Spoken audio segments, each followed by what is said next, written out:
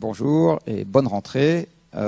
J'imagine que comme moi, vous êtes en train de réatterrir après 2 mois passés à oublier toutes les vicissitudes de ce monde.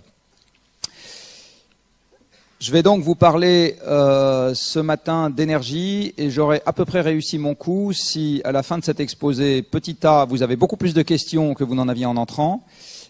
Petit B, vous comprenez que dès qu'il y a une évolution dans le monde qui nous entoure, qu'on a du mal à comprendre, il est possible qu'il y ait de l'énergie qui se cache derrière.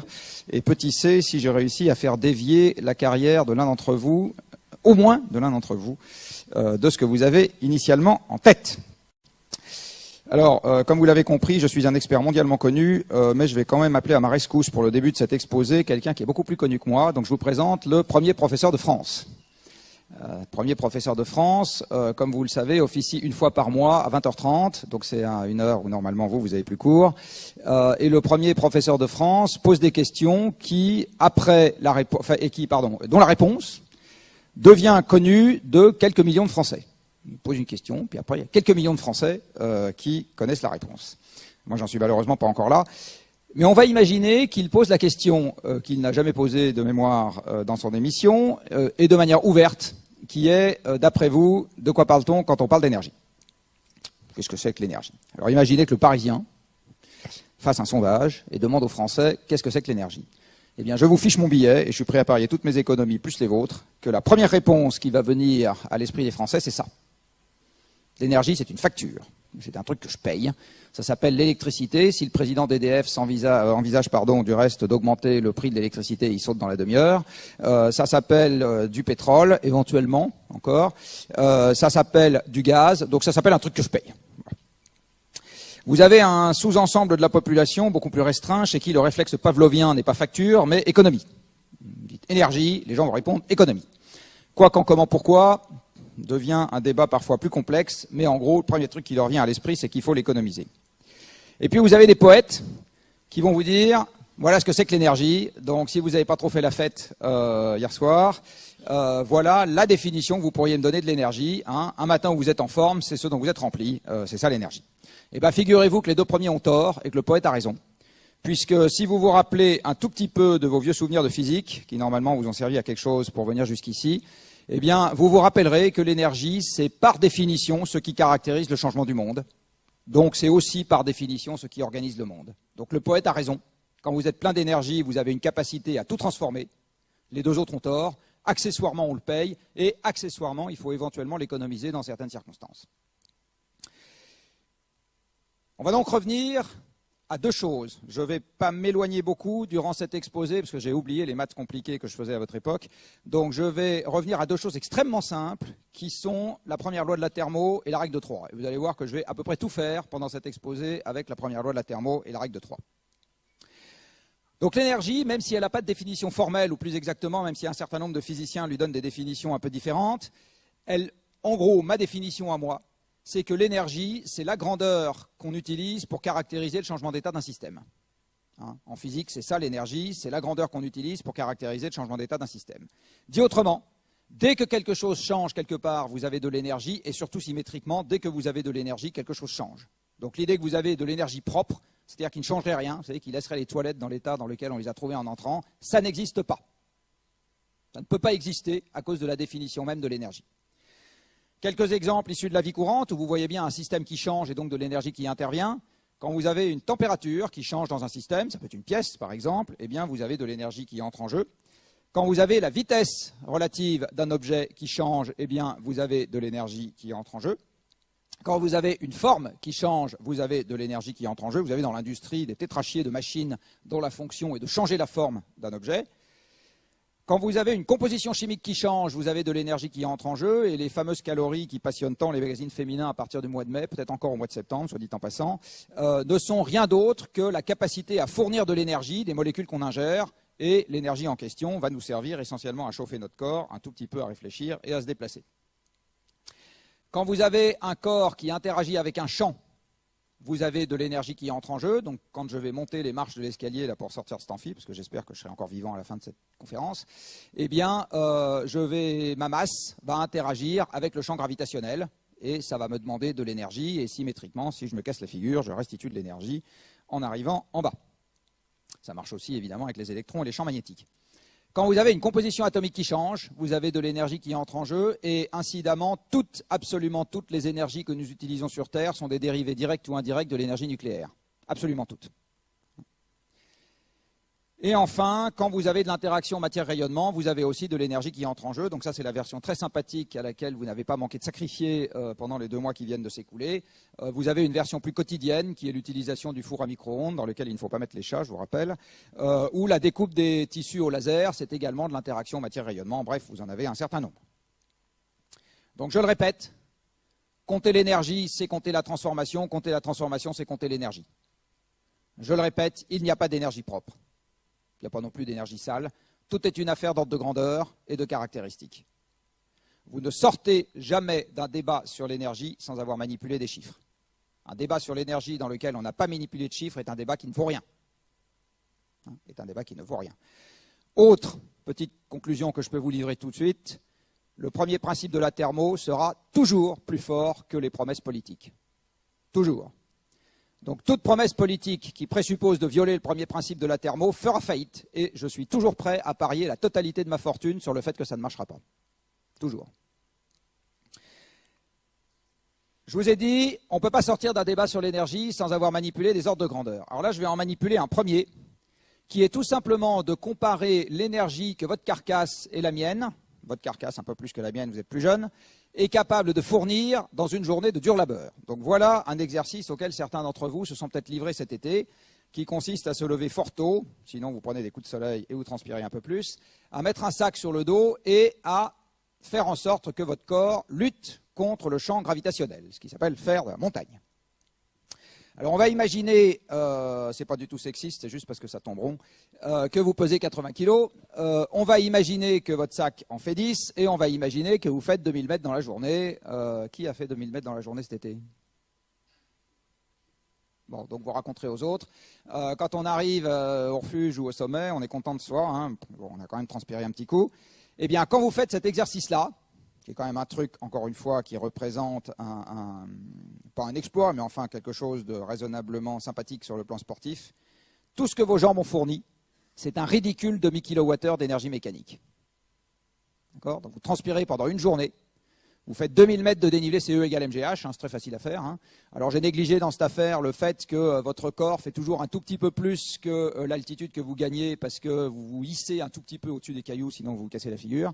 Mais enfin, en première approximation, 2000 mètres de dénivelé pour un individu normalement constitué, c'est-à-dire qui ne pèse pas 150 kg ou qui n'en pèse pas 30, eh bien, c'est un demi-kilowattheure d'énergie mécanique fournie par vos jambes.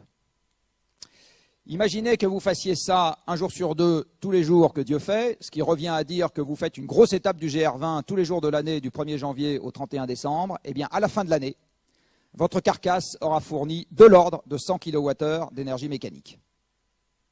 D'accord ? 100 kWh d'énergie mécanique.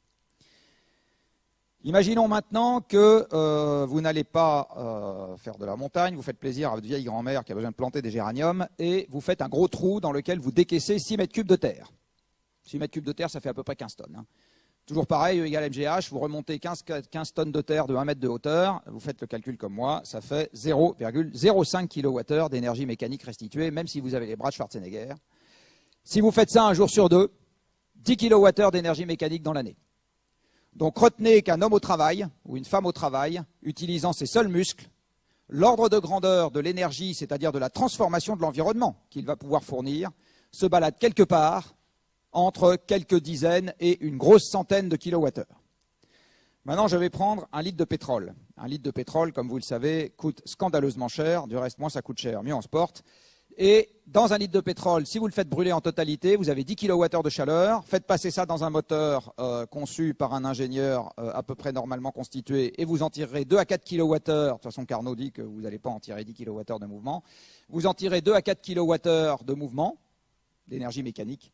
C'est-à-dire que dans un seul litre de pétrole, dont un Français consomme 1400 litres par an, en plus de toutes les autres énergies, vous avez la même capacité à transformer l'environnement que dans 10 à 100 jours de travail de force d'un être humain. Dans un litre de pétrole. Un seul. Si je traduis ça en termes économiques, vous savez que normalement, on n'est pas censé payer les gens moins que le SMIC dans notre pays. Si vous le faites, ne le dites à personne. Si je paye mon individu au SMIC et que tout ce qui m'intéresse, c'est d'obtenir de la transformation de l'environnement, je ne veux pas le faire réfléchir, je veux juste le faire bosser, eh bien, à ce moment, je vais payer mon kilowattheure d'énergie mécanique de quelques centaines à quelques milliers d'euros. Quelques centaines à quelques milliers d'euros. En face de ça, la machine me fournit le même service à 1,50 € le litre de pétrole pour quelques dizaines de centimes en coût marginal. Je ne vais pas compter la machine dans cette histoire, mais en coût marginal, quelques dizaines de centimes. Dit autrement, pétrole, gaz, charbon et leurs petits copains ont aujourd'hui permis de transformer l'environnement pour un coût unitaire qui est de quelques centaines à quelques milliers de fois inférieur à ce que l'homme est capable de faire.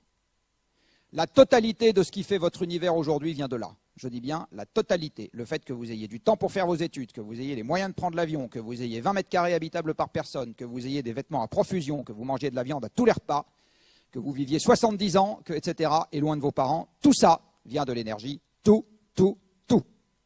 Toutes les revendications du MEDEF et de la CGT et les promesses électorales en viennent. Tout.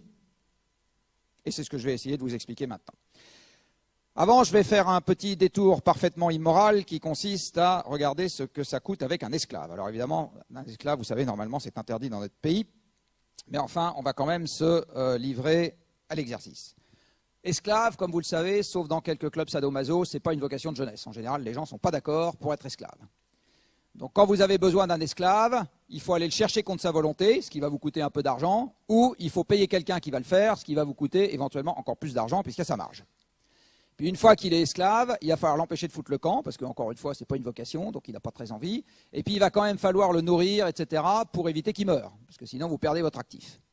Eh bien, si vous faites ce calcul, parfaitement sordide, j'en conviens, mais si vous le faites quand même, vous vous rendez compte que même un esclave va vous coûter 10 à 100 fois plus cher que la machine. Donc une des conclusions que je vous propose dès à présent, c'est que l'esclavagisme n'a pas disparu dans notre monde parce que Rousseau avait raison. Je ne pense pas que le code génétique des hommes soit fondamentalement différent de ce qu'il était il y a 8 générations. Je pense que l'esclavagisme a disparu parce que ça n'a strictement aucun intérêt de s'emmerder à payer plus cher pour faire des choses qui ne sont pas commodes, encore une fois, les capturer des gens, les empêcher de foutre le camp, etc. Alors que la machine qui ne se met pas en grève, qui travaille toute la nuit et qui ne rouspète pas, vous fait le même job pour 10 à 100 fois moins cher. C'est le pétrole qui a supprimé l'esclavagisme. Ce n'est pas notre code génétique qui a changé. Parlons un peu puissance, donc. Voilà ce qu'était l'énergie parfaitement renouvelable avant que pétrole, gaz et charbon s'en mêlent. Et on avait des machines qui vous dégageaient 100 watts de puissance au maximum, éventuellement des animaux domestiqués qui vous déployaient 1 kW au maximum. Tout ça n'était pas terrible, alors que maintenant, on sait faire beaucoup mieux. Par exemple, prenez un tracteur. Eh bien, un tracteur a une puissance de quelques dizaines de kilowatts, plus de 100 si vous êtes un gros céréalier. Donc, ça vous développe la même puissance que quelques centaines de bonshommes ou une centaine de chevaux. Pour évidemment considérablement moins cher. Donc, donnez les tracteurs aux agriculteurs et vous virez 90% ou 95% des paysans des champs. C'est l'énergie qui a fait l'exode rural, j'y reviendrai juste après. Un engin de chantier, que certains d'entre vous utiliseront peut-être de manière indirecte dans quelques années, eh bien, ça vous développe une puissance d'une centaine de kilowatts, c'est-à-dire que ça vous remplace, selon que vous utilisez des jambes ou des bras, 1000 à 10 000 personnes. Si aujourd'hui on devait construire une tour à la Défense avec les techniques constructives des pyramides, c'est-à-dire les pierres extraites à la main des carrières, transportées sur des barges, montées à la main par des poulies, assemblées à la main, etc., la tour à la Défense, elle ne prendrait pas 6 mois, elle est construite 50 ans. Elle prendrait. Et ça ne serait pas le même prix. Un camion développe quelques milliers de fois la puissance des jambes de son conducteur. Donc là, c'est pareil, ce n'est pas les camionneurs qui transportent, c'est les camions qui transportent. Le camionneur, il joue à un jeu vidéo. Il a un gros joystick qui s'appelle un volant, et puis il a des petits joysticks qui s'appellent le changement de vitesse, le GPS, le machin, le truc et le bidule, et il donne des ordres à la machine. Et c'est la machine qui bosse.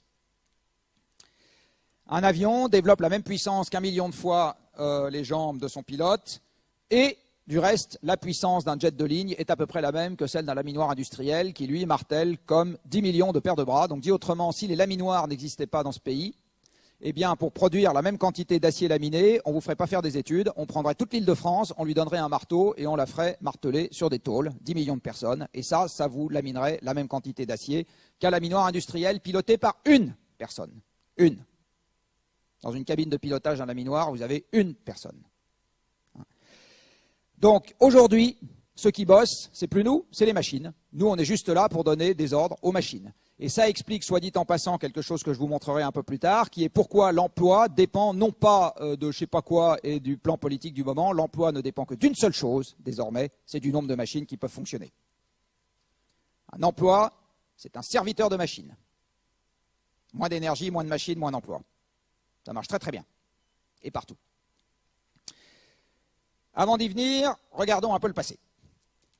Vous avez ici la quantité d'énergie qui est mobilisée par terrien et par an. Alors je dis mobilisée et pas consommée, c'est à dessein. Parce que, sauf erreur de ma part, vous ne buvez pas le pétrole, vous ne mangez pas le charbon, vous ne respirez pas le gaz et vous ne mettez pas vos doigts dans la prise électrique. Je vous déconseille formellement le dernier.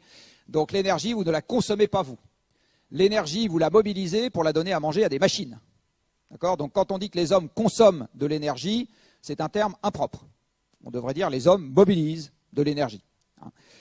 Donc cette énergie mobilisée par terrien, ou disponible par terrien, on va dire, voici comment elle a évolué sur un siècle et demi. Donc, vous voyez, il y a un siècle et demi, on avait à peu près 1500 kWh par personne à notre disposition sur une année. Cette énergie était constituée à peu près à parité de bois et de charbon, et on la donnait essentiellement à manger à des machines qui produisaient de la chaleur, c'est-à-dire des poêles domestiques, et un peu à des machines qui produisaient du mouvement, des pompes pour assécher les mines, des paquebots, des trains, même des voitures, on a même essayé de faire voler un avion avec une machine à vapeur, etc. Et puis vous voyez que la quantité de charbon disponible par personne augmente, se stabilise pendant à peu près un siècle, puis recommence à augmenter sur les 10 dernières années. Retenez bien ceci, la quantité de charbon utilisée par personne n'a jamais décru depuis que nous utilisons du charbon. Et la quantité de charbon utilisée dans le monde n'a jamais décru depuis que nous utilisons du charbon. Quand j'étais jeune, on entendait, je ne sais pas si on l'entendait encore maintenant, que le charbon était une énergie du passé ou je ne sais pas quoi. C'est absolument pas une énergie du passé. En fait, c'est bien une énergie du présent. Et la raison à cela, c'est qu'après avoir fait fonctionner des trains, ce qui n'est plus le cas aujourd'hui, l'essentiel du charbon sert surtout à produire de l'électricité. J'y viendrai un peu plus tard, mais le charbon est de très très loin la première source de production électrique dans le monde. Et non seulement c'est la première, mais c'est celle qui croît le plus vite, nonobstant tout ce que les journaux peuvent vous raconter sur les éoliennes et les panneaux solaires. Là-dessus est venu se rajouter le pétrole, qui n'alimente pas les mêmes machines. Le pétrole alimente les machines à se déplacer et non pas des machines à faire de l'électricité. Le pétrole est l'énergie reine des transports. 98% de ce qui roule, vole ou navigue utilise du pétrole dans le monde. Du pétrole, des échanges, pas de pétrole, pas d'échange. C'est très simple. Du pétrole, des échanges, pas de pétrole, pas d'échange. Vous voyez que plus généralement, toutes les énergies que nous utilisons aujourd'hui se sont empilées les unes sur les autres. Elles ne se sont pas du tout cannibalisées, sauf petite exception. Et ce que vous voyez tout en haut, là, le bleu, c'est ramener à chaque terrien l'éolien, le photovoltaïque, le marémoteur, le biogaz, la géothermie, l'énergie des vagues, l'énergie de la houle, l'hydrolien, enfin bon, tous les machins qui excitent les journalistes, là. Eh bien, ramener à l'individu, c'est le truc bleu que vous avez en haut. On finira à la fin de cet exposé par une petite règle de 3 pour voir si effectivement ça va faire de la croissance verte et supprimer tout le reste dans les 25 ans qui viennent.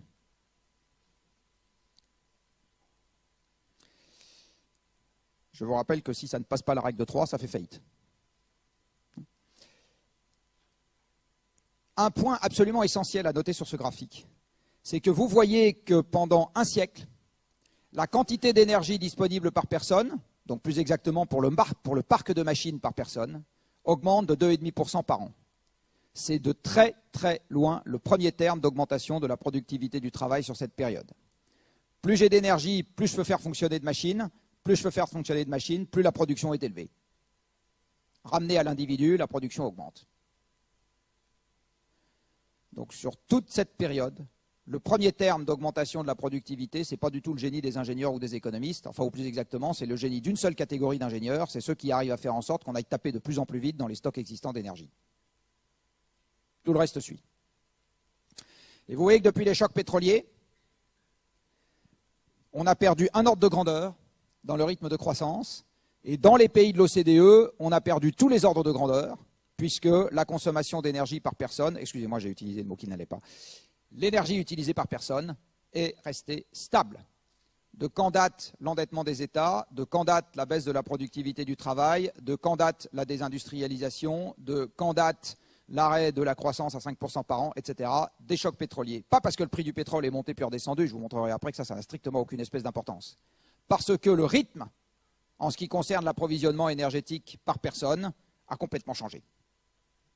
Et tous les ans, on pense que l'année prochaine, ça reviendra. Et ce que je vais vous montrer un peu plus tard, c'est que ça ne reviendra plus. Il n'en reste pas moins qu'aujourd'hui, et si vous observez attentivement ce graphique, vous voyez que là, ça se tasse un peu sur les 2 dernières années. Pour ceux d'entre vous qui lisent un peu la presse économique, vous entendez peut-être parler en ce moment du ralentissement de l'économie mondiale, etc. N'allez pas le chercher ailleurs, il est là. Il est là. Il n'en reste pas moins que nous avons, grâce à l'énergie, atteint ce qu'on peut appeler un niveau de vie qui est sans précédent dans l'histoire humaine et qui fait, ce que je vais dire est politiquement évidemment abominable, que le smicard français vit aujourd'hui comme un nabab. Je dis bien comme un nabab. Il ne s'en rend pas compte, il pense que c'est dégueulasse qu'il y en ait qui vivent encore mieux que lui, mais il vit comme un nabab. Si je traduis l'énergie disponible par terrien en équivalent esclave, je prends un bonhomme, 10 à 100 kWh par an, on consomme 20 000 kWh d'énergie par an, donc ça me fait fonctionner autant de machines que si j'avais, etc. Eh bien, les êtres humains sur cette planète vivent désormais comme s'il existait une exoplanète peuplée de 1400 milliards de bonshommes, pédalant toute la journée et leur envoyant l'énergie correspondante.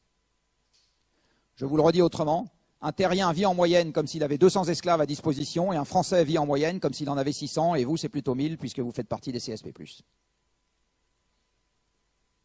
C'est ça, la réalité que l'énergie nous offre aujourd'hui. Nous vivons tous comme si nous avons une armée, je dis bien une armée d'esclaves à disposition. Ce qui, soit dit en passant, était aussi le cas des citoyens libres athéniens et romains, puisque comme vous le savez, les citoyens libres étaient une petite poignée entourés d'une armée d'esclaves et de paysans qui n'étaient pas du tout libres et qui trimaient comme des bêtes. Moyennant quoi, les citoyens libres, nourris et logés et vêtus par tous ces braves gens, avaient le temps de discuter des affaires de la cité. Et on en est exactement au même point aujourd'hui. Hein, on en est exactement au même point aujourd'hui. Donc je le redis, le smicard français vit comme un nabab. Il a 40 mètres carrés d'espace habitable, chauffé et refroidi. Même un noble du Moyen-Âge n'avait pas ça, c'est-à-dire qu'il avait éventuellement un bout de château qui était chauffé, mais pour le reste, il se pelait. Il a 75 ans d'espérance de vie à la naissance. L'espérance de vie à la naissance en 1800 dans les villes, c'était 25 ans. Il a accès à l'éducation, il a accès au jeu du cirque dans son salon, ça s'appelle une télévision. Il a accès à l'orchestre philharmonique dans sa cuisine, ça s'appelle une radio. Il a accès à 30 kilos de viande par personne et par an, de viande rouge, pardon, 100 kilos tout mouillé, enfin 90 maintenant, 90 s'il y a des Belges. Ce que n'était absolument pas le régime alimentaire des Français il y a 2 siècles, etc., etc. Vous regardez absolument n'importe quoi, il a accès à tout ce qu'il veut. Et vous regardez le prix réel d'absolument n'importe quoi, une chemise, une table, une paire de lunettes, etc., qui existait déjà il y a 1 siècle et demi. C'est quoi le prix réel? C'est le temps qu'il faut travailler pour se le payer. Hein. Eh bien, ce prix réel a été divisé par un facteur de 30 à 100, selon les objets que vous regardez. Un paysan français d'il y a 2 siècles n'avait absolument pas les moyens, en 20 ans de salaire, de rembourser un logement. No way. Tout ce qu'il arrivait à faire éventuellement, Je vous rappelle d'abord qu'il dormait avec sa femme et ses enfants dans le même lit, donc les parents copulaient gaiement devant les enfants. C'est des choses aujourd'hui qu'on voit plus tellement. Enfin, il faut quand même vous rendre compte de ce que c'était que la vie ordinaire. La vie ordinaire, à 25 ans, il n'avait plus de dents. Enfin bon, la vie ordinaire du paysan français il y a 2 siècles, hein, ça n'a strictement rien à voir avec les conditions du smicard moderne. Strictement rien à voir. Et la raison pour laquelle le smicard rouspète, il faut aller la chercher chez Tocqueville, c'est consubstantiel à la démocratie. La démocratie disant que tout le monde a les mêmes droits, bah, si à l'arrivée il y a des gens qui ont plus que vous, c'est pas juste. Point. Point. Il ne faut pas aller le chercher ailleurs. Donc voici quelques-uns de nos esclaves des temps modernes. C'est un tout petit sous-ensemble évidemment parce que l'armée de machines qui nous sert aujourd'hui, c'est des dizaines et des dizaines de milliers de machines différentes. Et avec leur nourriture particulière, qui soit dit en passant nous économise du sol, puisque les esclaves anciens, humains ou animaux, ils mangeaient du sol, hein, il leur fallait une partie du sol pour se nourrir et rester en vie. Et ben nos esclaves des temps modernes, en plus, ils ont la bonne idée de manger du sous-sol. Donc ils nous laissent la totalité du sol pour nous. Et ça permet d'avoir quelques centaines d'esclaves énergétiques à notre disposition. Alors la nourriture de ces esclaves énergétiques, aujourd'hui, c'est essentiellement ce qu'on appelle des combustibles fossiles, et le dictionnaire est bien fait. C'est des résidus de vie ancienne.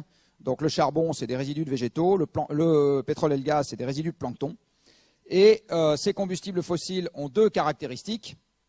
Tout est en anglais, hein, parce que je suis un feignant, de temps en temps je fais des trucs en anglais, donc je ne change pas les graphiques, mais vous êtes des anglicistes distingués, donc je pense que vous comprendrez sans problème. Tous ces combustibles fossiles ont 2 caractéristiques, ce sont ce qu'on appelle des énergies de stock, c'est-à-dire que le temps caractéristique de reconstitution du stock est tellement élevé, quelques dizaines de millions à quelques centaines de millions d'années, qu'en première approximation, on peut considérer que le stock est donné une fois pour toutes. Hein, c'est ce qu'on appelle des énergies de stock. Donc c'est le cas du charbon, du pétrole et du gaz. Et par ailleurs, comme c'est des résidus de vie ancienne, ça contient du carbone, et quand vous oxydez du carbone, vous faites du CO2, il n'y a pas tellement moyen de faire autrement. Donc les énergies dites fossiles ont 2 caractéristiques en commun. Leur quantité est donnée une fois pour toutes, et quand on s'en sert, ça fait du CO2. Je vous disais tout à l'heure que l'électricité était dans le monde pour une large part faite au charbon. Vous avez ici la décomposition de la production électrique dans le monde sur les dernières dizaines d'années. Ce que vous voyez, c'est que le charbon est celle qui arrive en tête aujourd'hui, et c'est une énergie fossile. Ensuite arrive le gaz, qui est une énergie fossile. Vous avez encore du pétrole, et vous voyez qu'en valeur absolue, ce n'est pas tellement différent de ce que vous aviez il y a 40 ans. Ce n'est pas très différent. Alors évidemment, le reste est dû se rajouter par-dessus, donc en part relative, ça a beaucoup baissé, mais il y en a à peu près la même quantité. Et en ce qui concerne les ENR, la première, et de très loin, c'est l'hydroélectricité. Vous voyez sur ce graphique ce qui excite le journal, et dans ce qui excite le journal, le solaire, vous ne le voyez même pas. Il existe, hein, il est là. Hein. Il est coincé entre le vert et le rose, et vous ne le voyez même pas, tellement c'est ridicule. Vous ne le voyez même pas. D'accord. Ceci allant avec cela, voilà à quoi ressemble la répartition des émissions de gaz à effet de serre dans le monde. Alors ça, c'est un graphique perso que j'ai fait avec à la fois les consommations énergétiques et la répartition grossière au sein de certains usages, au sein de certaines énergies des usages. Et ce que vous voyez, c'est que les centrales électriques à charbon, à pétrole et à gaz, mais surtout à charbon, représentent plus d'un quart des émissions de gaz à effet de serre mondiales, toutes activités confondues. Retenez que les voitures particulières, c'est 5%, les camions, c'est 5%, les bateaux, c'est 3%, le transport aérien, c'est 2%, les centrales électriques à charbon, c'est 20%. Il y a un truc absolument incontournable si on veut régler le problème du changement climatique, c'est tuer le charbon. C'est juste non négociable. Si on veut les 2 degrés, il faut plus de centrales à charbon. Alors, j'aurai pas le temps pendant cet exposé, mais je peux vous dire que si on essaye d'y arriver juste avec des panneaux solaires et des éoliennes, on n'est pas rendu. Alors on fait du charbon. Vous allez dire, on fait aussi des éoliennes et on fait aussi quand même. Hein. Et puis par ailleurs, Internet a dématérialisé l'économie. Alors voici un petit graphique. Vous savez, un petit conseil pour votre carrière professionnelle. Quand vous vous posez une question et que vous voulez savoir si c'est vrai, allez chercher les séries statistiques et faites les calculs. En général, ça relève de la règle de 3 et vous en aurez le cœur net. Ne croyez jamais ce qu'il y a dans le journal sans être allé vérifier par vous-même. Des fois, vous aurez des surprises. Ici, vous avez la quantité de CO2 qui correspond à l'utilisation d'une tonne équivalent pétrole. Alors la tonne équivalent pétrole est un truc qui normalement fait dresser les cheveux sur la tête de vos profs de physique parce que c'est absolument pas dans le système international. C'est une unité que les énergéticiens aiment bien parce que ça permet de caractériser les consommations des individus avec des petits nombres. La consommation d'énergie d'un Français en tonne équivalent pétrole, c'est 4. 4, c'est simple. C'est plus simple que si j'utilise des kilowattheures, j'en ai 60 000. Une tonne équivalent pétrole, enfin c'est 50 000 en domestique plutôt. Une tonne équivalent pétrole, c'est 11 600 kWh et en fait c'est le contenu énergétique libéré par la combustion d'une tonne de pétrole de qualité moyenne. Ouf. Donc on utilise souvent ce genre d'unité et évidemment quand c'est du pétrole, une tonne équivalent pétrole, c'est une tonne de pétrole, 1 égale 1, c'est quand même simple pour manipuler des équivalences. Donc ici vous avez la quantité de CO2 émise par tonne équivalent pétrole d'énergie utilisée dans le monde, toutes énergies confondues. Et bien, ce que vous voyez, c'est que sur un siècle et demi, cette quantité varie assez peu. L'ordre de grandeur reste toujours le même. On était à 2, on est monté à 3, on est redescendu à 2,5. Et ce que vous voyez surtout, c'est que depuis 2000, c'est-à-dire depuis le début de toutes les révolutions qui enchantent les journalistes et certains ingénieurs, eh bien, cette grandeur ne varie pas. Donc, est-ce que Internet a dématérialisé l'économie? So far, absolument pas. Vous voyez qu'on était à 2,5 tonnes de CO2 par tonne équivalent pétrole en 2000, c'est pas parce que Internet est apparu que tout d'un coup cette grandeur a varié. C'est toujours la même. Et depuis la révolution des énergies renouvelables, eh bien cette grandeur n'a pas varié non plus. Donc les deux grandes révolutions, le numérique et les énergies renouvelables qui ont commencé à se déployer depuis le début des années 2000, pour le moment n'ont pas eu le moindre effet sur la quantité de CO2 par tonne équivalent pétrole. Elles n'ont pas plus eu d'effet, je ne vous montre pas aujourd'hui, sur ce qu'on appelle l'efficacité énergétique de l'économie. C'est-à-dire que la quantité d'énergie qu'il faut utiliser pour faire 1 euro de PIB est strictement la même aujourd'hui qu'en 2000. Strictement la même. Toujours dans les idées reçues, vous avez ici l'augmentation de chacune des énergies qu'on utilise dans le monde entre 2000 et 2014. Donc je fais la différence entre la quantité qu'on utilise en 2014 et la quantité qu'on utilise en 2000, puis je regarde ce que ça vaut. 2014, on utilise 1500 millions, donc 1,5 milliard tonnes équivalent pétrole de charbon en plus dans le monde qu'en 2000. Puis toutes les autres barres se lisent de la même manière. Eh bien, ce que vous voyez sur ce graphique, c'est que sur la période 2000-2014, le charbon a augmenté 35 fois plus que le solaire et 10 fois plus que l'éolien. Donc ce qui s'est vraiment passé dans le monde sur cette période, ce n'est pas la révolution ENR, c'est le boom du charbon. C'est ça qui s'est vraiment passé dans le monde. À ce stade, retenez un certain nombre... à ce stade, je vais continuer sur la distinction entre deux termes qu'on trouve parfois dans le monde énergétique qui sont primaire et final. Je vous avais dit que je vous parlerais de la loi de conservation, la voici. Vous connaissez la loi de conservation, évidemment, normalement vous la connaissez mieux que moi. J'applique la loi de conservation à l'humanité. L'application de la loi de conservation de l'énergie à l'humanité vous dit ceci. L'homme ne peut rien faire d'autre que d'exploiter à son profit une source d'énergie qui existe déjà dans l'environnement. L'homme ne peut rien faire d'autre que d'exploiter à son profit une source d'énergie qui existe déjà dans l'environnement. La production d'énergie, terme que vous trouvez parfois dans les journaux, est un terme impropre. Vous ne savez pas produire de l'énergie, vous savez l'extraire et la transformer. Mais produire de l'énergie, ça n'existe pas. Nos conventions économiques font que toutes les énergies primaires sont gratuites. Le pétrole est gratuit, le charbon est gratuit, le vent est gratuit, le soleil est gratuit, le gaz est gratuit, l'uranium est gratuit. Toutes ces énergies existent dans l'environnement, je dis bien existent, sans que vous ayez à payer le moindre centime. Vous et moi n'avons jamais payé le moindre centime pour que le pétrole existe. Ce qu'il faut payer, c'est les gens qui vont le chercher et les gens qui sont assis dessus. Mais ça, ce n'est pas la formation du pétrole. Ça, c'est un problème de bons hommes. On aurait pu décider que le pétrole appartenait à tout le monde. Donc, les énergies primaires sont toutes gratuites par convention. Du coup, ce qu'on paye quand on paye de l'énergie, c'est uniquement des revenus humains qui correspondent soit à du travail, soit à des rentes pour extraire et transformer cette énergie. Dit autrement, le coût de l'énergie n'est que la contrepartie de la facilité à accéder et à transformer l'énergie. C'est ça, le coût de l'énergie. C'est la contrepartie de la facilité qu'on a à y accéder et à la transformer. De ce fait, plus une énergie est présente sous forme diffuse et non pilotable, plus il faut de travail pour la concentrer et la mettre à disposition, et plus ça vaudra cher. La quantité qu'il y en a dans l'environnement n'est pas le sujet. On s'en fout. Ce qui compte, c'est sa concentration. Le rayonnement à 3 Kelvin de l'univers représente une quantité considérable d'énergie, bien plus considérable que le rayonnement solaire qui arrive sur Terre, et bien plus considérable que les stocks de pétrole que nous avons sur Terre. Vous et moi n'en ferons jamais rien de toute notre vie. Donc ce qui va compter, c'est la nature de l'énergie, et en particulier son degré de concentration.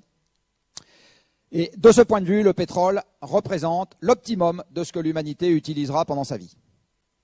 Quand vous êtes passé des ENR, parce que je vous rappelle que c'est ça l'historique des hommes, c'est d'abord les ENR, c'est d'abord le bois, d'abord le soleil, d'abord le vent, qui a fait avancer les premiers bateaux, et d'abord la traction animale, tout ça est parfait, d'abord les esclaves, tout ça est parfaitement renouvelable. Donc quand on est passé des ENR au charbon, on a gagné un cran en termes de facilité d'accès à des stocks. Quand on est passé du charbon au pétrole, on a encore gagné un cran, et depuis le pétrole, on descend. Le gaz, c'est moins pratique que le pétrole, le nucléaire, c'est moins pratique que le gaz, et les ENR modernes, c'est encore moins pratique que le nucléaire. À chaque fois, vous perdez un cran. Et la traduction économique, c'est qu'à chaque fois, vous devez engager beaucoup plus de capitaux pour arriver au même résultat. C'est ça la traduction économique. Alors, la traduction un peu plus détaillée de ce que je viens de vous dire, elle est là. Donc, vous avez donc des sources d'énergie primaires dans l'environnement. C'est de l'énergie qui existe déjà, donc des trucs qui brûlent, des trucs qui tombent, etc., des champs. Les machines ne mangent pas d'énergie primaire, elles ne savent pas faire ça. Donc, ce qu'elles vont manger, c'est de l'énergie finale, des carburants raffinés, du gaz purifié, de l'électricité, etc. Passer de l'énergie primaire à l'énergie finale, c'est l'objet du système énergétique. Donc, ce qu'on va trouver dans le système énergétique, c'est tout ce qui permet de passer du primaire au final. À nouveau, la loi de conservation intervient. Vous avez toujours autant ou moins d'énergie finale que vous aviez d'énergie primaire. Et entre les deux, vous avez éventuellement ce qu'on appelle des pertes. Par exemple, quand vous transformez de la chaleur en électricité, vous avez des pertes. M. Carnot vous dit que le rendement est plafonné. Les pertes standards des centrales thermiques dans le monde, c'est 2/3. Que ce soit du charbon ou du nucléaire, ne change strictement rien à l'affaire, c'est pareil. Et enfin, l'énergie, vous n'allez pas en disposer, ou exactement la machine, vous n'allez pas lui donner du pétrole juste pour le plaisir de lui donner du pétrole. Ce qui vous intéresse, c'est d'avoir un service derrière. On utilise parfois le terme d'énergie utile pour qualifier l'énergie contenue dans le service lui-même. Quand vous mettez de l'essence dans votre voiture, c'est de l'énergie finale. Quand vous avez du mouvement avec votre voiture, c'est de l'énergie utile. Entre les deux, avec un moteur à essence, vous perdez encore 80%, 70%. Le système énergétique, son amélioration est une affaire d'ingénieurs. C'est pour ça que tous les politiques adorent parler du système énergétique. Ça permet d'emmerder une sous-fraction de la population tout à fait minime, en faisant croire à tout le reste de la population que ça va changer sa vie tout en la laissant assise dans son canapé. Donc, les politiques adorent s'occuper du système énergétique. Ils adorent aussi s'occuper de la partie ingénieure de l'efficacité énergétique. Donc, dit autrement, s'il s'agit de faire des voitures qui consomment 2 fois moins tout en étant disponibles au même prix pour les consommateurs finaux, ils adorent ça, mais c'est encore un problème d'ingénieur. Ce que les politiques détestent, c'est dire à la population qu'elle va faire des économies d'énergie en divisant sa surface habitable par 2. Ça, ils n'aiment pas du tout.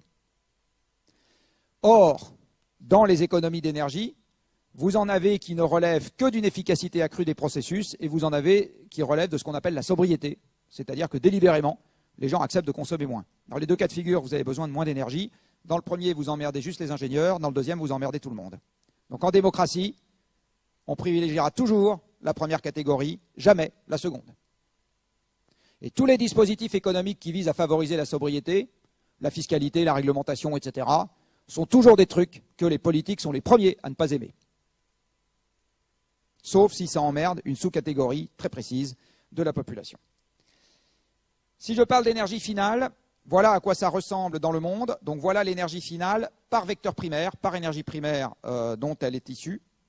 Et ce que vous voyez, c'est que les hydrocarbures font 80% du total, donc on est massivement dépendant des hydrocarbures, et le pétrole est dominant dans cet ensemble. Vous avez sûrement entendu que la France est un pays tout nucléaire. Qui n'a jamais entendu que la France était un pays tout nucléaire? Donc vous lisez le journal de temps en temps, c'est bien. Bon, donc la France est un pays tout nucléaire.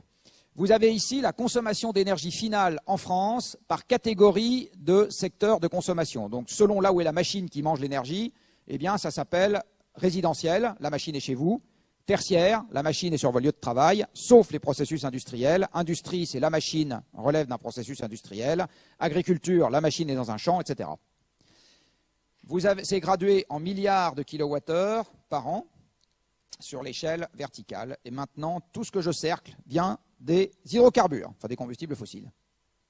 Et je vous repose la question, est-ce que la France est un pays tout nucléaire? Ça doit pouvoir se discuter. Hein, vous êtes d'accord avec moi? Et sur le plan économique, ça se discute encore plus. Alors ce graphique a été fait à l'époque où le baril valait 100 $, mais enfin mon pronostic c'est qu'il va finir par y revenir. Donc vous avez le pétrole qui représente les 2/3 du CO2 français et quelques dizaines de milliards de dollars d'importation par an. Vous avez le gaz qui représente plus de 10 milliards d'euros d'importation par an et un quart de notre CO2. Vous avez encore du charbon. Et vous avez effectivement du nucléaire qui, selon les années, représente 0,5 à 1 milliard d'uranium importé et qui ne fait pas de CO2. Donc on peut discuter du fait que ce soit notre premier problème. En fait, on peut discuter pour d'autres raisons aussi. Je vous disais tout à l'heure, l'énergie a transformé votre vie. Alors là, je vais y revenir avec quelque chose d'assez fondamental, qui est que si aujourd'hui vous vivez dans un monde d'employés de bureau habitant en ville, c'est à cause de l'énergie. Vous avez ici la structure de l'emploi en France sur les 2 derniers siècles. Il y a 2 siècles, comme vous pouvez le voir, l'essentiel de la population active est au champ, en 2 mots, c'est-à-dire qu'elle est occupée à faire pousser des patates. Et comme c'est les 2/3 de la population active, la règle de 3 vous dit que la productivité d'un agriculteur à cette époque-là est suffisante pour qu'il arrive à se nourrir lui, plus 0,5 personnes qui fait autre chose. On est d'accord? Les 2/3 des actifs sont dans les champs. Hein. Aujourd'hui, pour info, l'agriculteur arrive à se nourrir, lui, plus 50 personnes qui font autre chose. Évidemment, ce n'est pas l'agriculteur tout court, c'est l'agriculteur plus son tracteur, sa moissonneuse-batteuse, ses silos, les trains de céréales, etc. Vous avez donc une population agricole qui est l'essentiel de la population active. Alors vous voyez que cette population agricole, elle augmente pendant quelques dizaines d'années à partir du début de cette série. Et ceci correspond à cela, c'est-à-dire que la productivité d'un agriculteur à cette époque-là ne bouge pas beaucoup d'une année sur l'autre. Par contre, les surfaces agricoles augmentent en France, puisque le minimum forestier, c'est-à-dire le maximum de déforestation en France, a été atteint en 1850. À l'époque, 15% du territoire seulement était couvert de forêt. L'Europe a entamé son processus de déforestation dans les années 1000 et l'a terminé en 1850. Et puis, vous voyez qu'après, la population se met à diminuer. Est-ce que ça veut dire qu'il y a moins de surface? Non.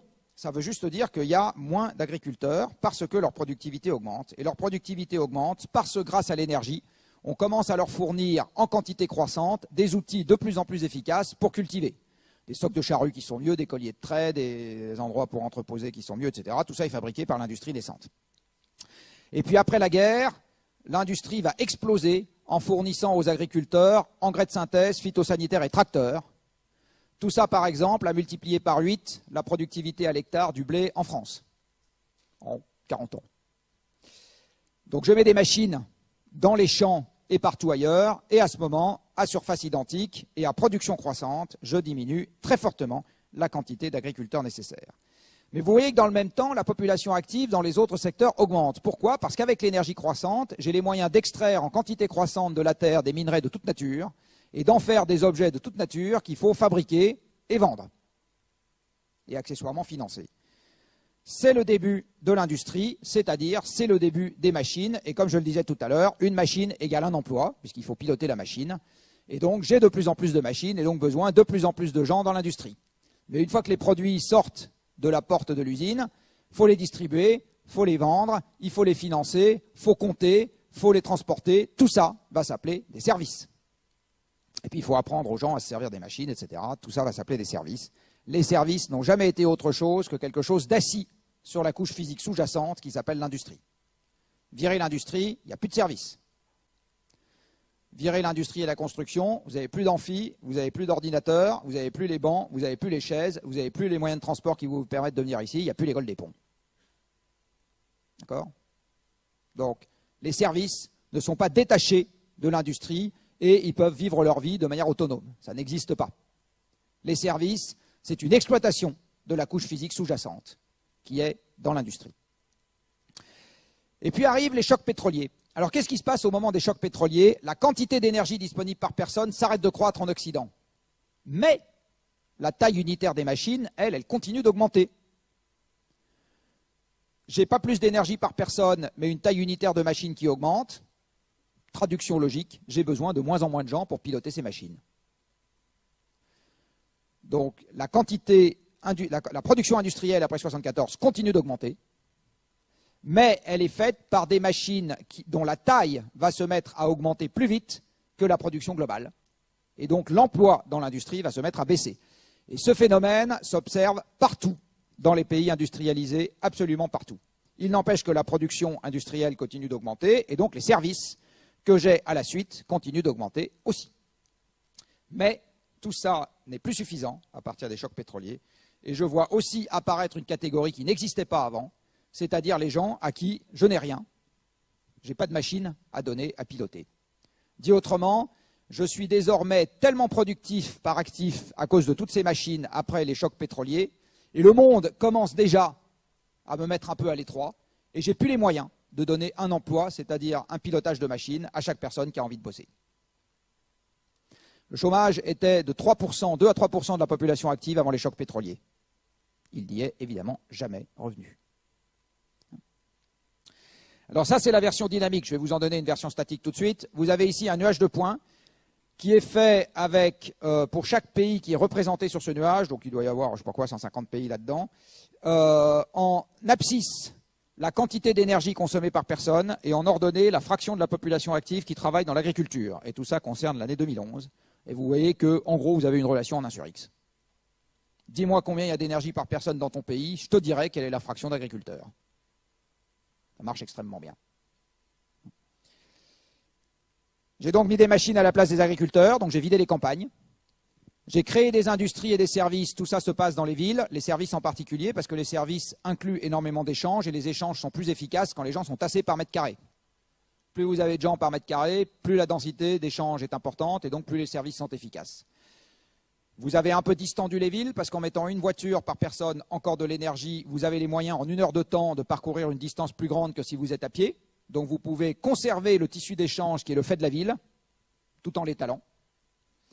Et nous avons donc créé dans tous les pays occidentaux, je dis bien tous les pays occidentaux, le même paysage, le même aménagement du territoire, des campagnes vidées au profit des tracteurs et des gens qui se mettent à bosser dans l'industrie et les services concentrés dans les villes. L'aménagement du territoire, c'est de l'industrie, la structure sociale, c'est de l'industrie.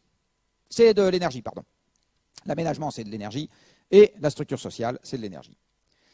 Et la macroéconomie, c'est de l'énergie aussi. Donc je vais vous dire tout de suite que ce que va vous raconter votre prof d'économie, si vous en avez un, je suis désolé, je vais oser, c'est bullshit. Et je vous le dis tout de suite. Vous avez ici la représentation conventionnelle dans l'économie que j'ai apprise à l'école de la manière dont le système se présente. Donc vous avez du capital et du travail comme facteur de production, et puis à la sortie vous avez une production. Et si la production flagadouille et qu'on n'arrive pas à payer les retraites, eh bien on botte le cul des gens qui ne travaillent pas, donc on augmente l'offre de travail, on baisse le SMIC, etc. Et on dit aux banquiers d'arrêter de jouer au casino avec leur pognon et de financer l'économie réelle. Et donc le PIB repart. Vous êtes d'accord? Manque de peau, ça ne marche pas. C'est ce qu'on essaye de faire partout dans les pays occidentaux depuis 2007, c'est-à-dire depuis le moment où l'approvisionnement énergétique de l'OCDE est passé par un maximum. Ça ne marche nulle part, le PIB ne repart pas, et quand il repart, c'est que des bulles spéculatives. Ce qui est en train de se passer en ce moment avec une inflation de dette absolument colossale. Et la seule question, c'est de savoir à quand sera le prochain crack. Et tout ça ne marche pas tout simplement parce que ce n'est pas la bonne représentation du système. La bonne représentation du système, elle est très simple. La voici. Qu'est-ce que c'est que l'économie? C'est une machine à transformer des ressources. Mettez une usine à faire des bouteilles en verre au milieu du vide intersidéral, sans approvisionnement en gaz et sans approvisionnement en sable, elle ne fait pas de bouteilles en verre. Mettez un bateau de pêche sur la mer, sans poissons à pêcher et sans gasoil dans la cuve du bateau, vous ne pêchez rien du tout.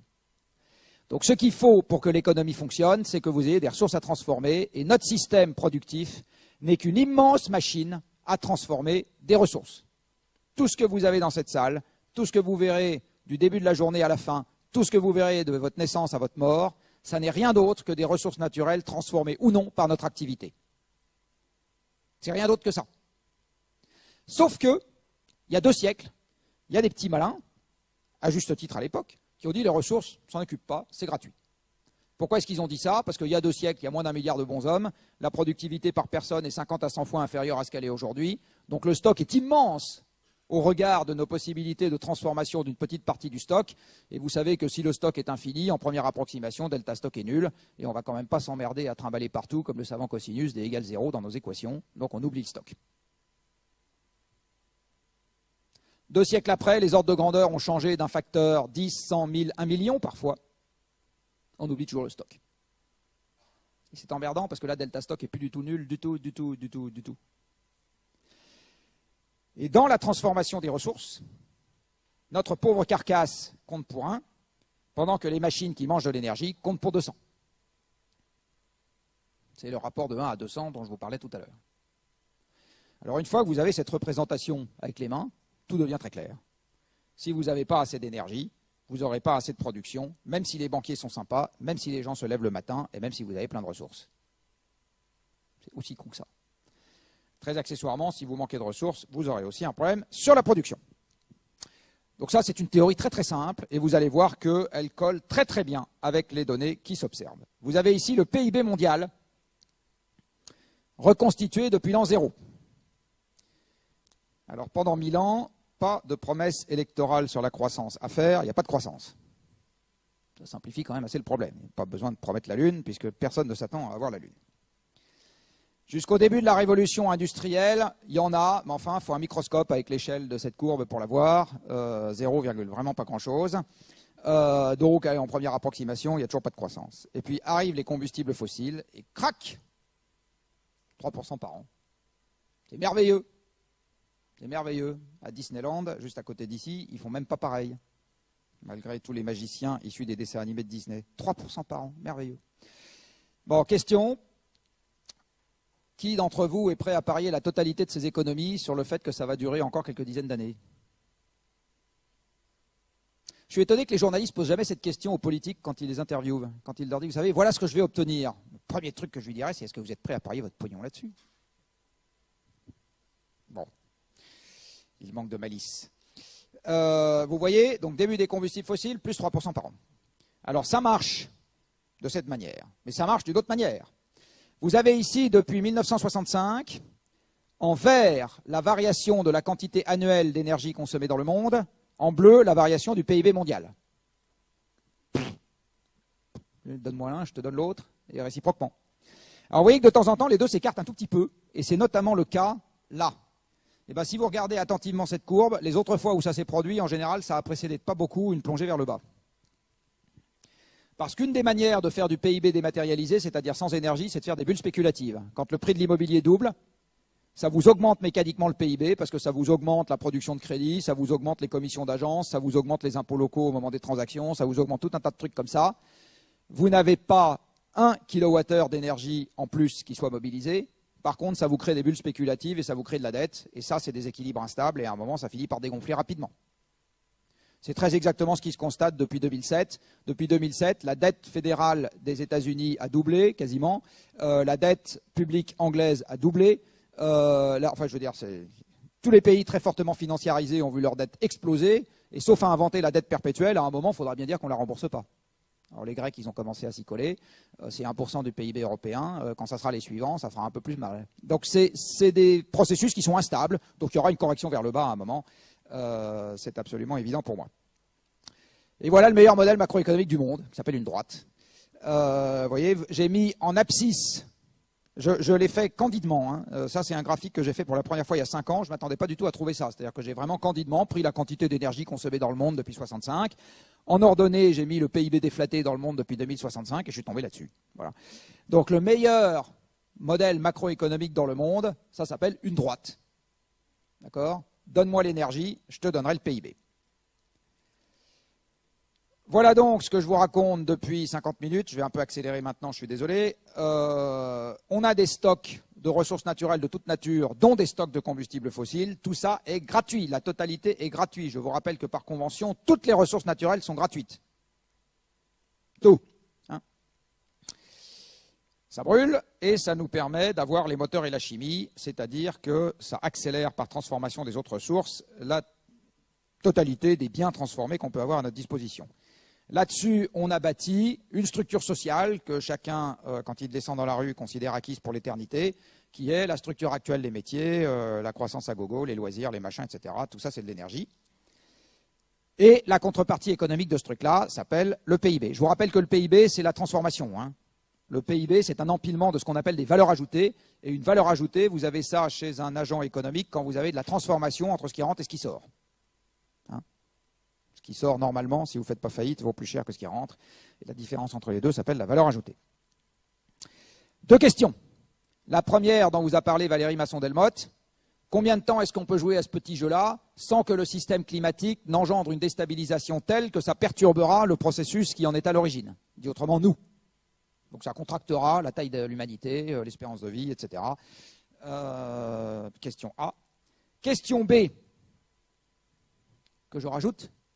Combien de temps est-ce qu'on peut jouer à ce petit jeu-là avec les stocks donnés une fois pour toutes qui sont à notre disposition? Pour des raisons qui tiennent à la manière dont fonctionnent les médias, j'y reviendrai au moment des questions parce que je ne vais pas me lancer là-dedans tout de suite, il se trouve que le premier sujet, celui du bas, est déjà en train d'appliquer ses effets depuis les chocs pétroliers sans qu'on s'en rende compte, alors que le sujet du haut commence seulement à appliquer ses effets maintenant, sans qu'on s'en rende compte aussi du reste, parce que pour moi, le printemps arabe et Daesh trouvent ses racines pour partie dans un problème de changement climatique. Et là aussi, j'y reviendrai s'il y a des questions. Donc, juste on ne comprend pas. Mais c'est ça les deux questions. Alors, je vais commencer par celle du bas. Je vous rappelle que quand on tape dans un stock de départ qui est donné une fois pour toutes, les maths interdisent que l'extraction annuelle en provenance de ce stock soit indéfiniment croissante. Ça, vous êtes d'accord avec moi. Les maths interdisent même que l'extraction annuelle en provenance de ce stock soit indéfiniment constante. Et en fait, il y a un théorème, je crois que c'est une variante du théorème de Rolle, enfin je sais le démontrer, mais je ne me rappelle plus de son nom, qui vous dit que si vous tapez dans un stock de départ qui est donné une fois pour toutes, eh bien l'extraction annuelle de ce stock est nécessairement nulle à moins l'infini, nulle à plus l'infini, et passe par un maximum entre les deux. L'extraction cumulée, c'est-à-dire l'intégrale de la courbe, est au plus la valeur du stock de départ. Donc quand vous tapez dans un stock de départ qui est donné une fois pour toutes, vous aurez un pic à l'extraction annuelle. Ce n'est pas de l'idéologie, c'est des maths. Et là aussi, toute théorie politique ou sociale qui viole un théorème de maths fera faillite, exactement de la même manière que ce que j'ai dit tout à l'heure pour la loi de conservation et la règle de 3. Donc vous aurez, où il est déjà passé, un pic à l'extraction annuelle du minerai de cuivre, de la bauxite, des diamants, du platine, de l'or, du rudénium, de tout ce que vous voulez, des oxydes de bidouillium divers et variés, et évidemment du pétrole, du gaz, du charbon, de l'uranium, just name it, vous aurez un pic. Tout passera par un pic. En ce qui concerne le pétrole, la seule question, c'est est-ce qu'il est déjà passé ou est-ce qu'il est devant nous? Et la réponse courte, c'est on est dessus. On y est là. Alors en fait, ce n'est pas un pic exact, c'est plutôt le mont Aiguille, c'est un plateau zigzagant, je vais vous montrer. Alors vous savez, quand on est au pic, la dérivée s'annule. Avant le pic, la dérivée est positive, au pic, la dérivée s'annule. Alors regardons la dérivée. Vous avez ici la dérivée en ce qui concerne l'extraction mondiale de pétrole, ou plus exactement la variation lissée sur 10 ans de l'extraction de pétrole dans le monde. À l'époque où nous disposions d'une technologie qui ferait honte aux gens qui sortent de cette école, eh bien, la croissance de la production mondiale de pétrole était de 15% par an. Puis sont venus des ingénieurs des ponts un peu plus qualifiés et la croissance est descendue à 10% par an. Puis sont venus des ingénieurs des ponts et du reste, allez, je vais être sympa, encore plus qualifiés et c'est descendu à 5. Puis sont venus des ingénieurs extrêmement qualifiés et l'aide de la réserve fédérale américaine et on n'est pas loin de zéro. À chaque fois, la nouvelle technologie n'a pas été un moyen de faire mieux, ça a été une réponse à la baisse. C'est comme ça que ça s'est passé. Ce n'est pas de gaieté de cœur que les pétroliers ont augmenté par un facteur 6 ou 5 leurs investissements sur les 8 dernières années dans l'amont pétrolier. C'est juste parce que c'est devenu nécessaire pour aller chercher du pétrole. S'ils pouvaient dépenser beaucoup moins, ils seraient très contents. Et dépenser beaucoup moins, ça veut dire en particulier qu'ils ne construiraient pas ces trucs compliqués.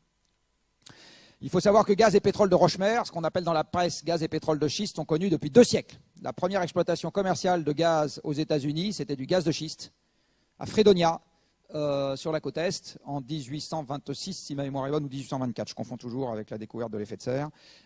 Mais en gros, c'est dans ces années-là. Donc, c'est quelque chose qui est très ancien. Et le gaz de schiste, c'est back to the future. C'est-à-dire que j'ai exploité un truc qui était beaucoup plus commode que les gaz et pétrole de roche-mère qui s'appelle les gisements conventionnels. Puis il y en a de moins en moins. Donc, je me mets à retaper dans des trucs que je connaissais, mais qui sont de moins bonne qualité. Hein, c'est ça, le processus des gaz et pétrole de schiste. Voilà à quoi ressemble la production mondiale de ce qu'on appelle les liquides. Je ne vais pas m'éterniser sur la définition, ce n'est pas juste du pétrole. Voilà où nous sommes. Donc, bon, on y est quoi. La question que tout le monde se pose, c'est combien ça va coûter? Ma réponse, c'est on s'en fout, ce n'est pas la question. D'abord, ce n'est pas la question parce que personne n'est capable de faire un pronostic. Vous avez ici, alors là aussi, un truc auquel je vous conseille de vous livrer toute votre carrière durant, c'est quand des gens font des pronostics depuis 20 ans, regardez sur les 20 dernières années comment est-ce que leurs pronostics des années successives se comparent à ce qui s'est vraiment passé. Et quand vous avez ce genre de truc, arrêtez de les écouter. Donc en rouge, ce que vous avez, c'est ce qu'a vraiment donné le prix du baril de pétrole sur ce qu'on appelle les marchés, donc le prix du baril de pétrole, depuis 1985. Et tous les traits de couleur, c'est les pronostics qui ont été faits par l'Agence internationale de l'énergie sur la manière dont devait évoluer le prix du pétrole. Bon, moi, si j'ai un responsable marketing dans ma boîte qui me fait ce genre de prévision sur mes ventes ou sur les prix, je peux vous dire que je le fous à la porte tout de suite. Deuxième raison pour laquelle le prix, on s'en fout, c'est qu'il n'y a pas de lien entre le prix et les quantités. Ah, mais mon prof d'économie, non, il n'y a pas de lien entre les prix et les quantités. Il n'y a pas de lien entre le prix et la quantité. Vous avez toujours entendu, en économie, s'il y en a plus, c'est moins cher, et dire, ça marche. Des fois, et des fois, ça ne marche pas. Donc, ce n'est pas une loi. Vous savez qu'une loi n'est plus une loi si elle a au moins une exception. Eh bien, le rapport entre les prix et les volumes souffre énormément d'exceptions dans le monde, et le pétrole en est une remarquable. Entre 1920 et 1973, le volume de pétrole consommé dans le monde a été multiplié par plus de 20, le prix est resté constant. Il n'y a pas vraiment d'élasticité prix-volume. Après les chocs pétroliers, pendant une grosse dizaine d'années, le prix a fait n'importe quoi avec un volume qui est resté quasi constant. Puis, de nouveau, le prix s'est mis à osciller autour de 30 $ constant le baril, alors que la quantité consommée augmentait de 25%. Puis, depuis le début des années 2000, la quantité consommée varie très peu, avec un prix qui fait absolument n'importe quoi. En fait, la seule chose, là aussi j'y reviendrai s'il y a des questions, qu'on est capable de théoriser, à mon avis, en ce qui concerne le pétrole, c'est que quand la quantité disponible devient contrainte, le prix devient oscillant. Donc si on laisse faire le marché pour que les gens économisent du pétrole en période de pétrole contraint, vous n'aurez pas le signal prix parce que le prix fera n'importe quoi. Mon travail descendra, et mon travail descendra, etc. Et je fais partie des gens qui n'ont jamais affirmé que quand le pétrole deviendrait contraint, son prix allait augmenter indéfiniment. Je n'y ai jamais cru, et j'ai toujours cru que le prix deviendrait oscillant. Donc ce qui est en train de se passer en ce moment avec le baril qui redescend à 40 $, parfaitement normal pour moi. Puis ça va remonter, puis ça va redescendre, etc. Il n'y a pas plus de lien entre le prix du pétrole et le PIB mondial. S'il y avait un lien entre les deux, si je fais un graphique en mettant en abscisse le prix du baril de pétrole et en ordonnée le PIB mondial, eh bien mes nuages de points devraient s'organiser le long de quelque chose qui ressemble à une hyperbole. Donc quand le baril augmente, le PIB baisse, et quand le baril diminue, le PIB augmente. Vous voyez, ce n'est pas du tout ce qui se passe. Le PIB peut augmenter avec un prix du pétrole qui baisse, il peut augmenter avec un prix du pétrole qui monte, il peut augmenter avec un prix du pétrole qui baisse, il peut augmenter avec un prix du pétrole qui monte, et il peut augmenter avec un prix du pétrole qui baisse. Il n'y a aucun lien entre le PIB mondial et le prix du pétrole. Aucun. Aucun. C'est un jeu à somme nulle. Si le prix du pétrole augmente, eh ben les producteurs s'en mettent plein les poches et les consommateurs souffrent, point. Et après, le Qatar nous achète le PSG, les galeries farfouillettes, et tout va bien. Il n'y a pas de lien. Par contre, pour les importateurs, là, ça fait une petite différence. Les importateurs, évidemment, payent plus cher quand le pétrole vaut plus cher. Ça, on est bien d'accord. Ce qui compte en ce qui concerne le pétrole, à nouveau, c'est le volume. Vous avez ici un graphique qui vous donne depuis 1965, en fait c'est 1968 parce que c'est une moyenne glissante sur 3 ans, la variation de la production mondiale de pétrole, donc pas le prix, la production en rouge, et la variation du PIB par personne en bleu. Eh bien, ce que vous constatez, c'est que depuis les chocs pétroliers, c'est-à-dire depuis le moment où le pétrole est devenu contraint, les chocs pétroliers, c'est le moment où la production mondiale s'arrête de croître de 10% par an et passe à 1% par an de croissance. 2005, c'est le moment où elle passe de 1% par an de croissance à 0. 0. Depuis 2005, la production mondiale de pétrole n'augmente plus, nonobstant le miracle du pétrole de schiste américain. Donc ça veut dire que ça monte aux États-Unis, ça descend partout ailleurs. Eh bien, vous voyez que depuis cette époque-là, le PIB par personne évolue exactement comme la production en volume de pétrole, et non seulement il évolue comme elle, mais il évolue quand même avec retard. Vous voyez que le rouge précède le bleu dans ces courbes, ce qui est une manière de dire qu'on ne consomme pas plus de pétrole parce qu'il y a de la croissance, c'est parce qu'on a plus de pétrole qu'il y a de la croissance. Et on en revient à mon petit graphique de tout à l'heure. Et la raison à cela est très simple. Le pétrole, c'est les échanges. Les échanges sont indispensables à l'activité économique. Vous n'avez plus aujourd'hui un acteur économique qui assure la totalité des transformations et la commercialisation sans déplacement. Un acteur économique n'est que le maillon d'une vaste chaîne. Entre les maillons, il faut transporter. Moins de pétrole, moins de transport, moins de PIB. C'est recta. Parlons du pétrole dans la zone OCDE. Eh bien, vous voyez qu'il est passé par un maximum en 2006, 2 ans avant Lehman Brothers. 2 ans avant Lehman Brothers. Le prix de l'immobilier aux États-Unis a commencé à baisser à la fin de l'année 2006, c'est-à-dire que le déclencheur de la crise, qui fait lui-même suite, le déclencheur financier de la crise, démarre en 2006. Le déclencheur physique de la crise démarre en 2005. La production mondiale de pétrole s'arrête de croître. L'approvisionnement pétrolier des pays de l'OCDE commence à être contraint à la baisse. C'est particulièrement sensible en Europe. Vous avez ici l'approvisionnement européen en pétrole. En rose, ce qui vient de la mer du Nord. En vert, ce qui est importé. Et vous voyez que depuis 2006, nous avons perdu 18% du pétrole en Europe. Pas parce que M. Borloo l'a souhaité. On n'a rien souhaité du tout dans cette histoire. C'est parce que c'est contraint. Et ça va continuer. Ça va continuer. C'est pareil pour le gaz. Depuis 2005, l'approvisionnement en gaz de l'Europe a perdu 20%. Alors là-dedans, vous avez des variations annuelles à cause du chauffage, mais peu importe. Vous voyez que la mer du Nord a entamé son déclin en 2005.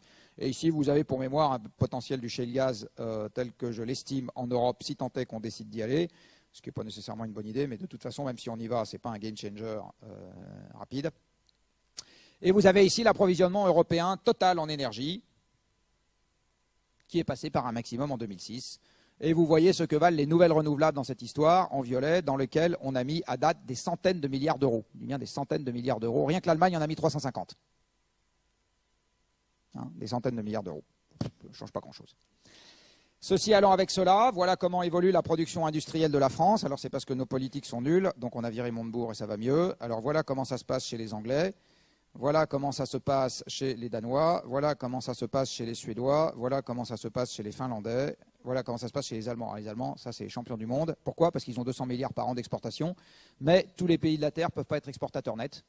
Donc en fait, la croissance industrielle de l'Allemagne se fait juste au détriment de la décroissance industrielle des autres pays, du point, quoi. C'est aussi con que ça. Vous avez ici ce qui se passe pour l'Espagne, et vous avez ici ce qui se passe pour l'Italie, et vous avez ici ce qui se passe pour l'Union européenne. J'aurais pu vous montrer le Japon, c'est pareil, et même les États-Unis sont juste revenus au niveau de production industrielle qu'ils avaient en 2007. Même les États-Unis. Et ceci allant avec cela, voilà comment évolue le PIB dans la zone européenne. Donc ici, vous avez la croissance annuelle du PIB reportée sur les 55 dernières années, depuis 1960. Et si vous faites une courbe de tendance sur cette croissance, vous voyez que la croissance diminue. C'est normal. Toutes les extractions de ressources naturelles ne peuvent pas croître de plus en plus au fil des ans. Et donc le PIB, qui n'est que la contrepartie monétaire de la transformation de ces ressources, ne peut pas croître indéfiniment. Vous connaissez cette blague, c'est Galbraith, je crois, qui disait, si vous croisez quelqu'un qui croit à la croissance infinie dans un monde fini, c'est un fou ou un économiste. Et les économistes ont la seule théorie, et c'est ça leur gros avantage sur les physiciens, ils ont la seule théorie dans laquelle il n'y a pas de limite par construction. Les physiciens, ils n'ont pas de peau. Il n'y a que des limites par construction dans les théories qu'ils manipulent. Ils n'ont quand même pas de chance. L'économie, il n'y a pas de limite par construction dans sa théorie. Donc la croissance infinie est à notre portée. Bon, le seul petit bémol, c'est que la théorie n'est pas bonne. Parce que quand vous essayez de prédire ce qui va se passer avec la théorie, ça ne marche pas. Mais bon, c'est sympa quand même. Vous avez ici la même chose sur la zone OCDE, et vous avez ici la même chose sur le monde dans son ensemble. Donc retenez une première chose à l'issue de cette démonstration, c'est que pour des raisons énergétiques, la croissance durable ne reviendra pas dans la zone OCDE, et c'est avec ça que vous allez devoir vivre. Et mon sentiment, c'est qu'il va même y avoir de plus en plus des marges d'escalier dans l'autre sens, et il va falloir vivre avec ça. Ça va faire partie du cadre dans lequel vous allez devoir fonctionner à l'avenir. Et moi aussi du reste. Je vais maintenant vous parler un tout petit peu de climat, même si Valérie Masson vous en a parlé, ou évidemment, je ne sais pas si elle vous a présenté ce truc-là, qui est une grande classique, qui est évidemment là pour rappeler que corrélation ne vaut pas preuve. Hein. Y a aussi quelqu'un qui, dans un mode moins taquin, avait regardé l'évolution des bateaux de pirates et la température mondiale et en avait déduit que la température mondiale augmentait parce que les bateaux de pirates baissaient. Hein. Bon, corrélation ne vaut pas preuve. Je vais juste vous rappeler quelques petits trucs. L'effet de serre, ça a 2 siècles. Je vous laisserai ça, donc vous le lirez attentivement. Et ça doit du reste, soit dit en passant, aux Français. Quand on parle du réchauffement climatique, la variation de la température, c'est le marqueur médiatique, c'est-à-dire que les médias, ils savent faire que des trucs simples, donc plus 5 degrés, ça ils ont compris, donc ils en parlent. Mais ils seraient bien inspirés de parler du reste. Par exemple, il va y avoir des variations fortes des précipitations, et en particulier, et ça c'est un petit lien avec le printemps arabe, regardez ce qui se passe sur le pourtour du bassin méditerranéen, de moins en moins de précipitations, donc une production agricole qui va de plus en plus souffrir. Une production agricole qui souffre de plus en plus avec une population de plus en plus nombreuse. Vous avez plein d'exemples historiques de ce que ça donne. Ça s'appelle des révolutions. Ça marche très bien. Ça marche très bien.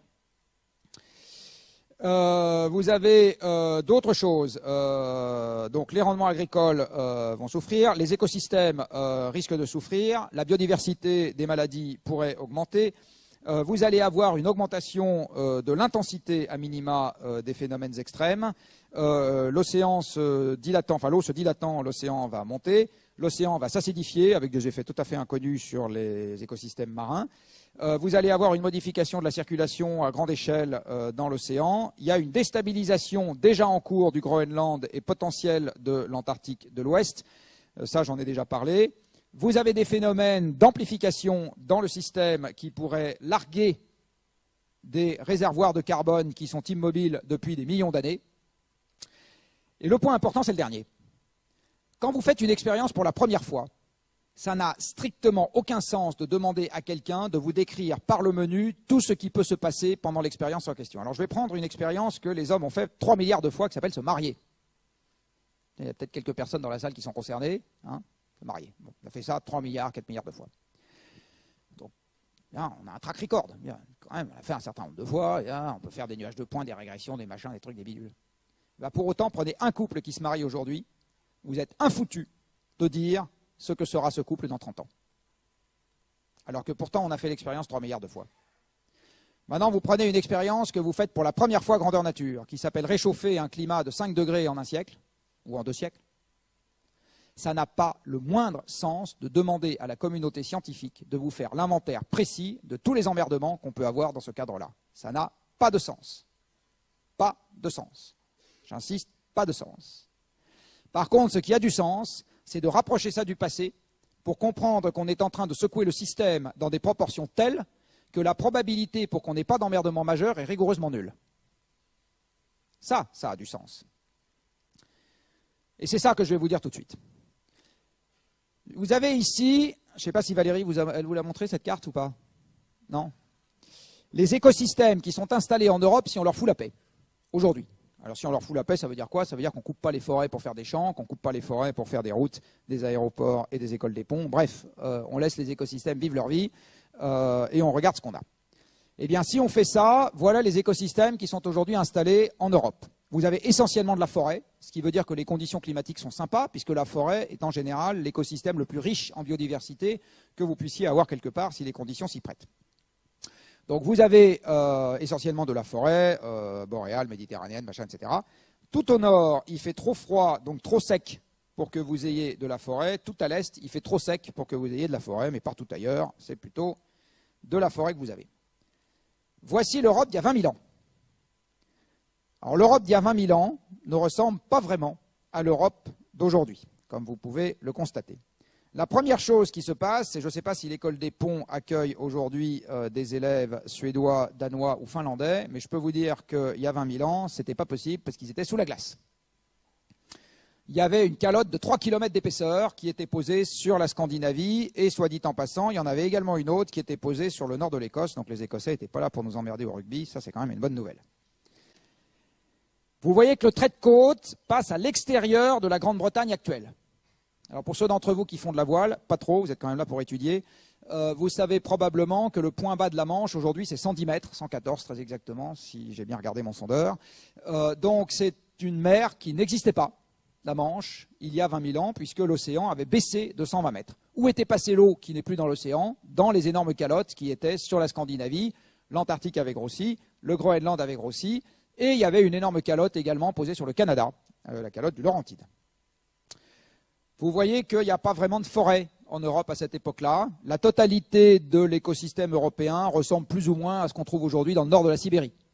Vous avez un peu partout de la steppe, etc. Et du coup, la capacité à nourrir des bons hommes du système France, du système agricole France à l'époque, c'est à peu près la population de Boulogne-Billancourt. Donc un peu moins, puisque c'est 150 000 personnes, Boulogne-Billancourt. Donc l'écosystème France, le système agricole France, à cette époque-là, aux grandes dames de la FNSEA, ne sait nourrir que 100 000 personnes qui vivent de chasse et de cueillette. À gauche, il y a 20 000 ans, à droite, aujourd'hui. Quelle est la différence entre ces deux états de l'Europe? Eh bien, la différence entre ces deux états de l'Europe, c'est 5 degrés sur la moyenne planétaire. Il y a 20 000 ans, la Terre était en ère glaciaire. En ère glaciaire, la température moyenne de la planète est inférieure de 5 degrés à ce qu'elle est, alors j'allais dire aujourd'hui, à l'époque pré-industrielle plus exactement. 5 degrés. 5 degrés en 5000 ans fait la transformation que vous avez sous le nez. On va refaire une règle de 3. 5 degrés en 5000 ans, ça fait 1 degré en 1000 ans, ça fait 0,1 degré par siècle. 0,1 degré par siècle, soutenu sur quelques dizaines de siècles, ça vous fait ça. Maintenant, je vous pose la question, est-ce que vous pensez que quelques degrés en un siècle, ça va être une promenade de santé? Non, pas du tout. Ça ne va pas du tout être un problème de santé, ça ne va pas du tout être un problème de maillot de bain en plus ou en moins. À cette époque-là, quand les gens devaient déménager, ils étaient quelques millions sur Terre. La population mondiale était de 5 millions sur le paysage de gauche. Et puis le choix démocratique n'était pas vraiment le sujet. Donc quand on devait déménager, monsieur chef de tribu prenait une grosse massue, tapait sur la tête de madame chef de tribu et des enfants chefs de tribu, tirait tout le monde par les cheveux. On prenait 3 crayons pour barbouiller la grotte d'après, 2 pagnes et un harpon, et clac, c'était terminé. Aujourd'hui, vous avez 7 milliards de bonshommes sédentaires sur Terre. Et vous n'allez pas déménager avec sur votre dos l'école des ponts, Notre-Dame, les raffineries, les centrales électriques, les routes, les usines, les ports, etc. Ça n'existe pas, ça. Et puis si vous allez vous mettre dans un endroit qui est sympa, avec 7 milliards de bonshommes sur Terre, il y a une forte probabilité pour qu'il y ait déjà des gens et ils ne seront pas d'accord pour vous voir arriver. Donc ce que signifie 5 degrés en un siècle, ou 4, ou 3, c'est essentiellement un monde qui va devenir chaotique et guerrier. C'est ça que ça signifie. Donc je ne suis pas en train de vous parler d'un maillot de bain, on s'en fout d'un maillot de bain. Je suis en train de vous parler de la stabilité politique, sociale, de l'espérance de vie et de la taille de la population. C'est de ça dont on est en train de parler. Voilà, je finis avec... j'ai été un tout petit peu long. Non, le reste, je vais garder pour les questions. J'avais dit que j'aurais une règle de 3, mais c'est pas grave. Je vais finir avec ça. Voilà, ça aurait pu durer 5 secondes. C'est ça mon résumé. Que nous le voulions ou pas, l'énergie a tout fait dans le monde qui nous entoure. À 7 millions de bonshommes sur Terre, il n'y a plus assez d'énergie pour qu'on en ait de plus en plus partout et tout le temps. Et il y a trop d'énergie fossile pour qu'on ait un climat qui reste stable. Donc qu'on le veuille ou qu'on ne le veuille pas, de toute façon, l'énergie sera le grand défi de ce siècle. Voilà. Merci.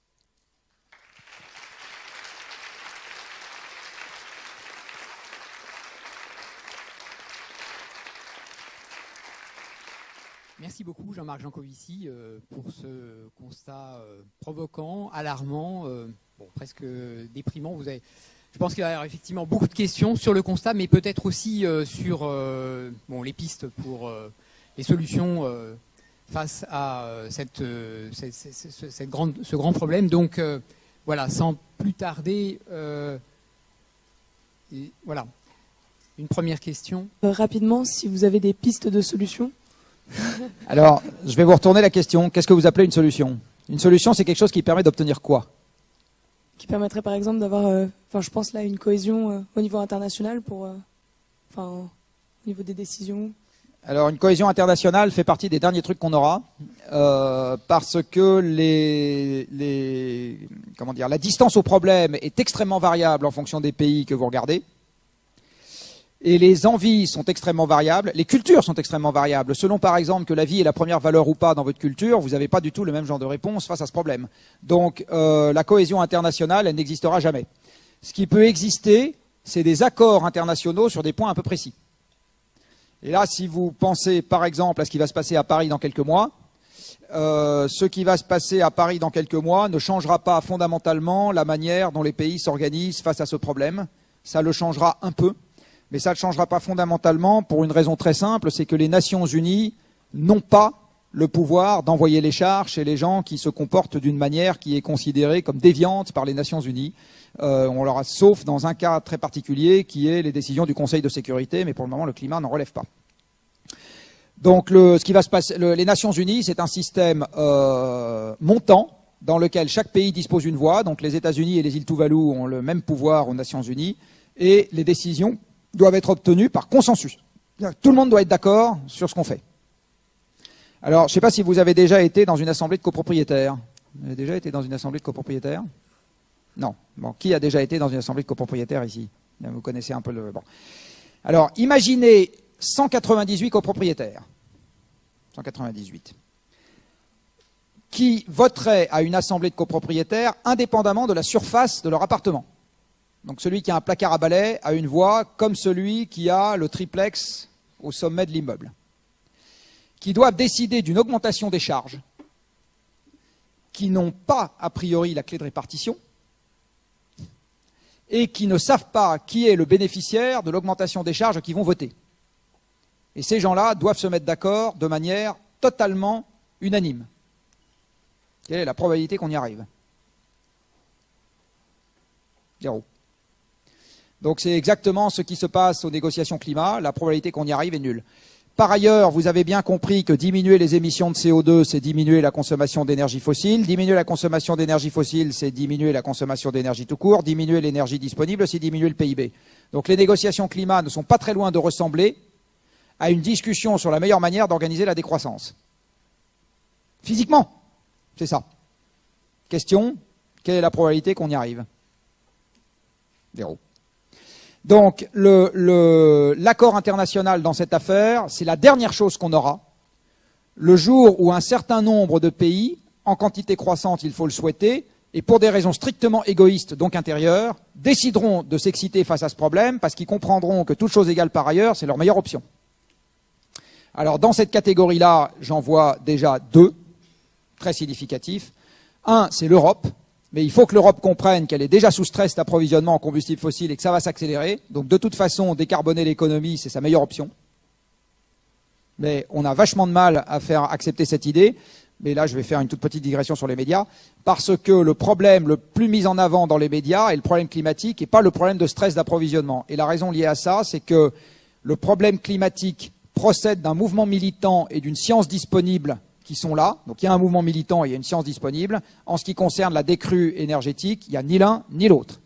Il n'y a pas le mouvement militant et l'information n'est pas disponible parce que pour avoir une vue qui commence à être à peu près complète de ce qu'est vraiment l'approvisionnement en combustible fossile quelque part, il faut avoir passé 5 ans de déjeuner un peu alcoolisé avec des gens qui acceptent de se lâcher pour qu'ils vous donnent des informations qui ne sont pas dans le domaine public. Parce que les informations sur la réalité des productions et des réserves sont des informations détenues par des opérateurs commerciaux et elles ne sont pas dans le domaine public.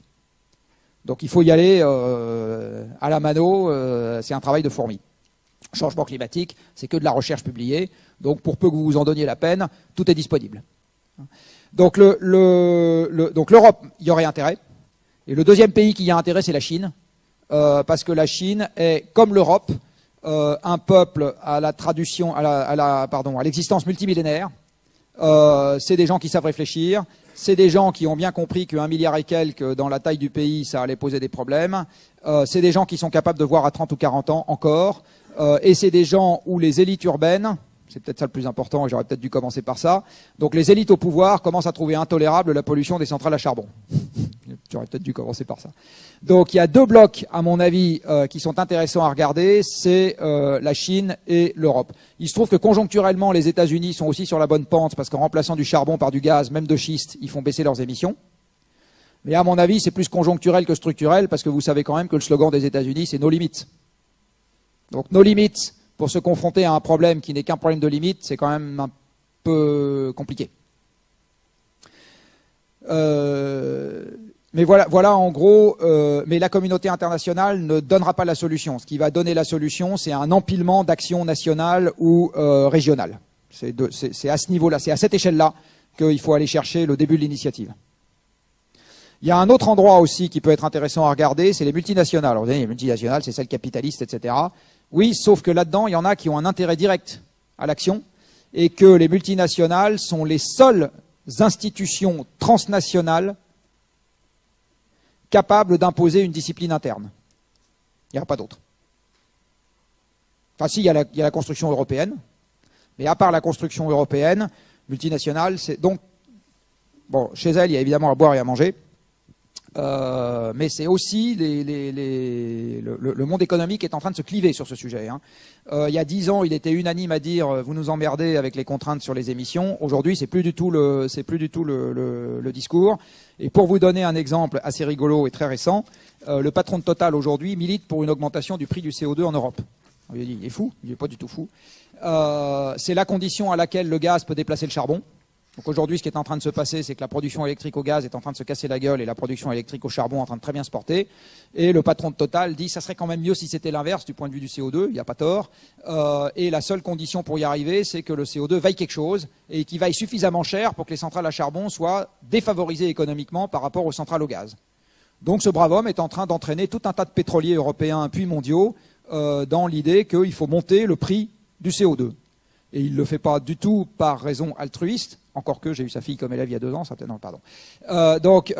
Mais il le fait avant tout parce que c'est parfaitement cohérent avec le mandat qui est le sien de diriger cette boutique. C'est parfaitement cohérent. Donc c'est ça que je voulais dire quand je dis le monde est en train de se cliver économiquement là-dessus, et il faut aller chercher les gagnants de l'affaire. En gros, il faut faire le lobby économique des gagnants potentiels de l'affaire, qui sont très loin d'être juste les opérateurs et les fabricants de panneaux photovoltaïques et d'éoliennes. Très loin. Si je peux préciser un petit peu, du coup, approfondir un peu la question en termes de solutions, est-ce que vous avez des idées de solutions techniques plus que de solutions politiques pour, disons, arriver à une transition plus douce? Alors là, c'est toujours pareil, ça dépend ce que vous mettez derrière le mot solution. Si vous mettez choses à faire qu'il faut faire de toute façon, parce que si on les fait, on se portera mieux que si on les fait pas. Alors là, j'en ai toute une liste que je peux vous énoncer rapidement.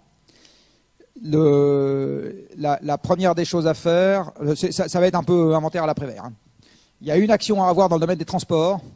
Et dans le domaine des transports, les 2 grandes marges d'action s'appellent réglementer la consommation des voitures neuves, taxer les véhicules à la détention au prorata de leur consommation, taxer de manière croissante les carburants, augmenter l'offre de bus, parce que le train est beaucoup trop capitalistique en termes d'infrastructure pour permettre de déplacer rapidement de la voiture. C'est le bus qui peut s'en charger. Promouvoir le vélo et le covoiturage et, à long terme, dégonfler les villes. Les villes de 10 millions d'habitants ne sont pas viables dans un monde à l'énergie contrainte. Et faire des noyaux urbains denses, bien répartis sur le territoire, avec un hinterland qui permette l'approvisionnement en denrées essentielles, sans avoir besoin de faire 10 000 km à chaque fois. Vous avez un deuxième sujet sur le bâti, qui est d'essayer de faire en sorte que les gens divorcent moins, parce que plus vite divorcez, plus vous avez besoin de surface construite à population identique. C'est pas du tout une blague. Vous avez la consommation d'énergie des gens quand ils divorcent augmente de 60% instantanément. Donc j'ai une bonne ou une mauvaise nouvelle à vous donner.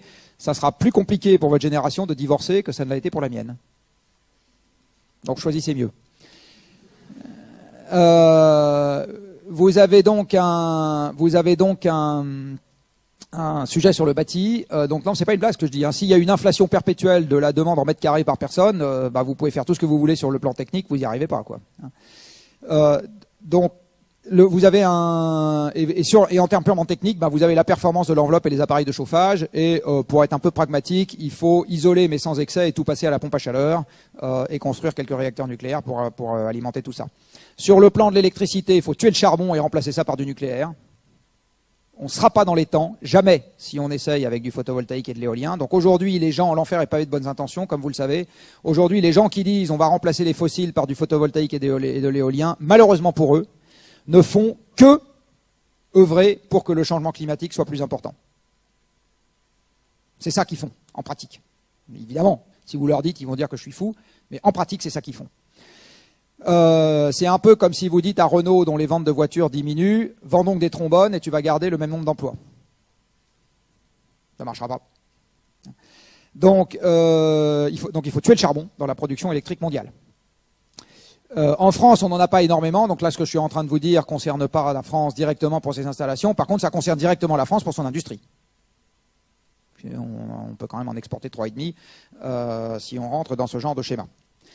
Vous avez, en ce qui concerne l'industrie, il va falloir se faire à l'idée que les objets vont redevenir plus durables, plus chers, plus réparables et moins accessibles. Donc, plus cher, j'insiste. Donc, le fait que la production industrielle diminue, c'est le sens de l'histoire. Par contre, il faut qu'on n'ait pas besoin de changer le frigo tous les 3 ans, l'ordinateur tous les 3 ans, etc.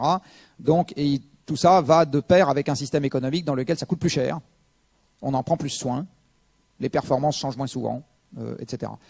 Ça va également de pair avec un truc auquel je crois beaucoup. Il y a un ingénieur qui s'appelle Philippe Biwix, pour certains d'entre vous, si vous le connaissez, qui a écrit un bouquin qui s'appelle L'âge des low-tech, que je vous recommande, et dans lequel il fait cette réflexion qui est, je suis honteux de ne l'avoir eue qu'en le lisant, parce que c'est tellement évident. Si vous voulez recycler de manière significative, vous ne pouvez pas faire du high-tech, parce que le high-tech consiste à mélanger les 2/3 du tableau de Mendeleïev dans n'importe quel objet que vous faites, et ensuite vous n'arrivez pas à aller récupérer les éléments unitairement les uns derrière les autres. Donc si vous voulez récupérer facilement l'acier, vous ne pouvez pas faire des tas d'alliages spéciaux pour des tas d'usages spéciaux, sinon vous n'y arrivez pas, etc. Donc ce que dit Biwix, qui est frappé au coin du bon sens, c'est si on veut beaucoup recycler, il faut faire du low-tech et pas du high-tech. C'est très perturbant pour les ingénieurs que nous sommes, hein. Mais il y a quelque chose de fondamentalement vrai dans sa remarque. Donc il faut faire simple, modulaire, déconstructible, etc. En ce qui concerne l'agriculture, pour finir, il faut remettre quelques millions de personnes dans l'activité agroalimentaire au sens large, mais pas au sens de l'industrie qui concentre tout, transforme tout et redistribue tout, mais au sens des gens qui vont s'occuper plus près du sol, donc plus localement, d'abord de remettre un peu le sol en état, mais ça concerne plus les agros que vous, et ensuite d'avoir des circuits. Il n'y a aucune raison qu'on fasse tous les poulets de France en Bretagne. Je veux dire, je ne pense pas que les poulets soient plus malheureux quand ils sont en Provence ou à Strasbourg. Enfin, en tout cas, si on leur demandait leur avis, je pense que c'est ce qu'ils diraient. Il y avait un truc qui était très simple au début pour pas avoir les emmerdements au sens propre du cochon en Bretagne et les engrais de synthèse dans la Beauce, qui était de faire chier les cochons dans la Beauce. Ça marchait très bien. Donc on a un vrai problème qui est de revenir à une forme de polyculture élevage ou un peu plus à une forme de polyculture élevage. C'est clair qu'on ne va pas mettre des palmiers dans la Beauce, mais enfin on peut quand même un peu plus diversifier les cultures, histoire d'être moins dépendant au transport aval. Il faut savoir qu'aujourd'hui, 1/3 des camions qui circulent en France transportent un truc qui se mange. Donc la vraie dépendance au pétrole du système agroalimentaire, elle n'est pas dans les champs, elle est à l'aval. Hein, elle est dans le système aval. Je spécialise, je concentre, je transforme, je distribue. Tout ça, ça ne tient pas avec une énergie en contraction. Donc il faut remettre des gens dans l'activité agricole pour mieux exploiter les mètres carrés de sol avec moins d'intrants et plus transformer, donc plus mettre de valeur ajoutée près de la production et moins dans des endroits qui sont éloignés de centaines de milliers ou de dizaines de milliers de kilomètres. Donc tout ça, il faut aussi dégonfler les unités productives. La mondialisation, ça ne marche pas avec peu de pétrole. Donc vous avez tout ce travail qui va être à faire. Rien de tout ça ne fera revenir la croissance économique, si c'est ça la question. Par contre, tout ça donne des tas de projets qui peuvent avoir un sens. Et à titre personnel, si on s'y prend bien, si on est dans un système dans lequel chaque année on gagne 1% de moins que ce qu'on gagne l'année précédente, je pense que c'est pas un drame. C'est-à-dire que si vous et moi on gagne 1% l'année prochaine en moins de ce qu'on gagne cette année, on s'organise. Le drame, c'est qu'aujourd'hui, comme chacun s'accroche à ses avantages, le 1% en moins est concentré sur 1% de la population qui passe de tout à rien. À eux, ça leur fait tout drôle. Donc on va avoir aussi besoin de réinventer le dialogue social. Ça va aussi vous concerner, parce que pour ceux d'entre vous qui auront des postes à responsabilité plus tard, je peux vous assurer que ça va vous concerner. Moi, j'ai des négociations salariales dans mon entreprise, pourtant avec des gens éduqués, puisqu'il n'y a que des cadres supérieurs, c'est une boîte de consultants. Et ben rien qu'à eux leur faire comprendre que quand l'inflation est nulle, il n'y a pas de raison d'accorder des augmentations générales, ben faut y aller, hein. Bon. Donc, il va y avoir besoin de réinventer et ils sont tous par ailleurs pour le partage, le machin, la générosité, etc. Pas de problème. Donc, on va avoir besoin de réinventer le dialogue social. Donc, tout est à réinventer dans cette affaire, puisque, comme vous l'avez compris, l'énergie nous a permis de vivre sur une grosse bulle de chewing-gum qui n'arrêtait pas de se dilater. Et il va falloir inventer tout un tas de mécanismes qui ne sont pas compatibles avec cette dilatation perpétuelle. Donc, en termes de créativité, ça pourrait être une époque absolument formidable. Et enfin, le dernier point, c'est qu'il va falloir faire tout un tas de trucs pour le changement climatique déjà embarqué, parce que à cause, ça c'est un truc que Valérie a dû vous expliquer, à cause de l'inertie de l'océan en particulier, si on s'arrête d'émettre demain matin, de toute façon, il y a encore un certain nombre de compartiments du système climatique qui vont continuer à dériver pendant des milliers d'années. De toute façon. Donc, il va aussi falloir s'occuper de ça. Vous avez beaucoup parlé du premier principe de la thermodynamique, mais nous, en cours, on nous en a appris deux. Est-ce que le deuxième a une importance dans la production énergétique? Le deuxième, il était implicite dans ce que je vous ai dit sur le rayonnement à 3 degrés Kelvin de l'univers. Voilà typiquement une quantité d'énergie qui, au regard du premier principe, est énorme. Par contre, au regard du deuxième principe, vous n'en ferez jamais rien. Mais par exemple, l'énergie éolienne ou hydrolienne sont des énergies qui, au regard du second principe, sont plus intéressantes. Oui, mais elles sont très diffuses.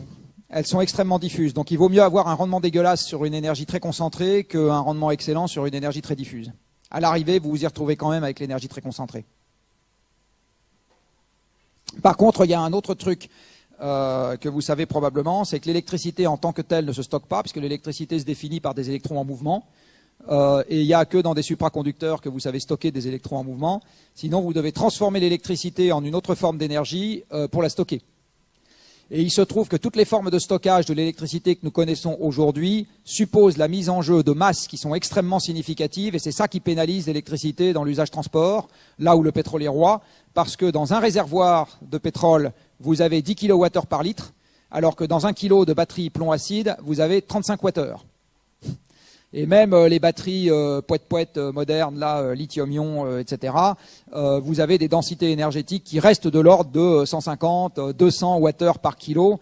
Donc vous voyez, vous êtes à un facteur 10 plus quelque chose, plutôt 50, en dessous de la densité énergétique du pétrole. Donc l'électricité, quand vous l'obtenez, effectivement, vous l'obtenez avec un bon rendement. Quand vous devez la stocker, là, le rendement se dégrade extrêmement fortement. Bonjour. Vous semblez être assez pessimiste quant aux aboutissements de la COP21.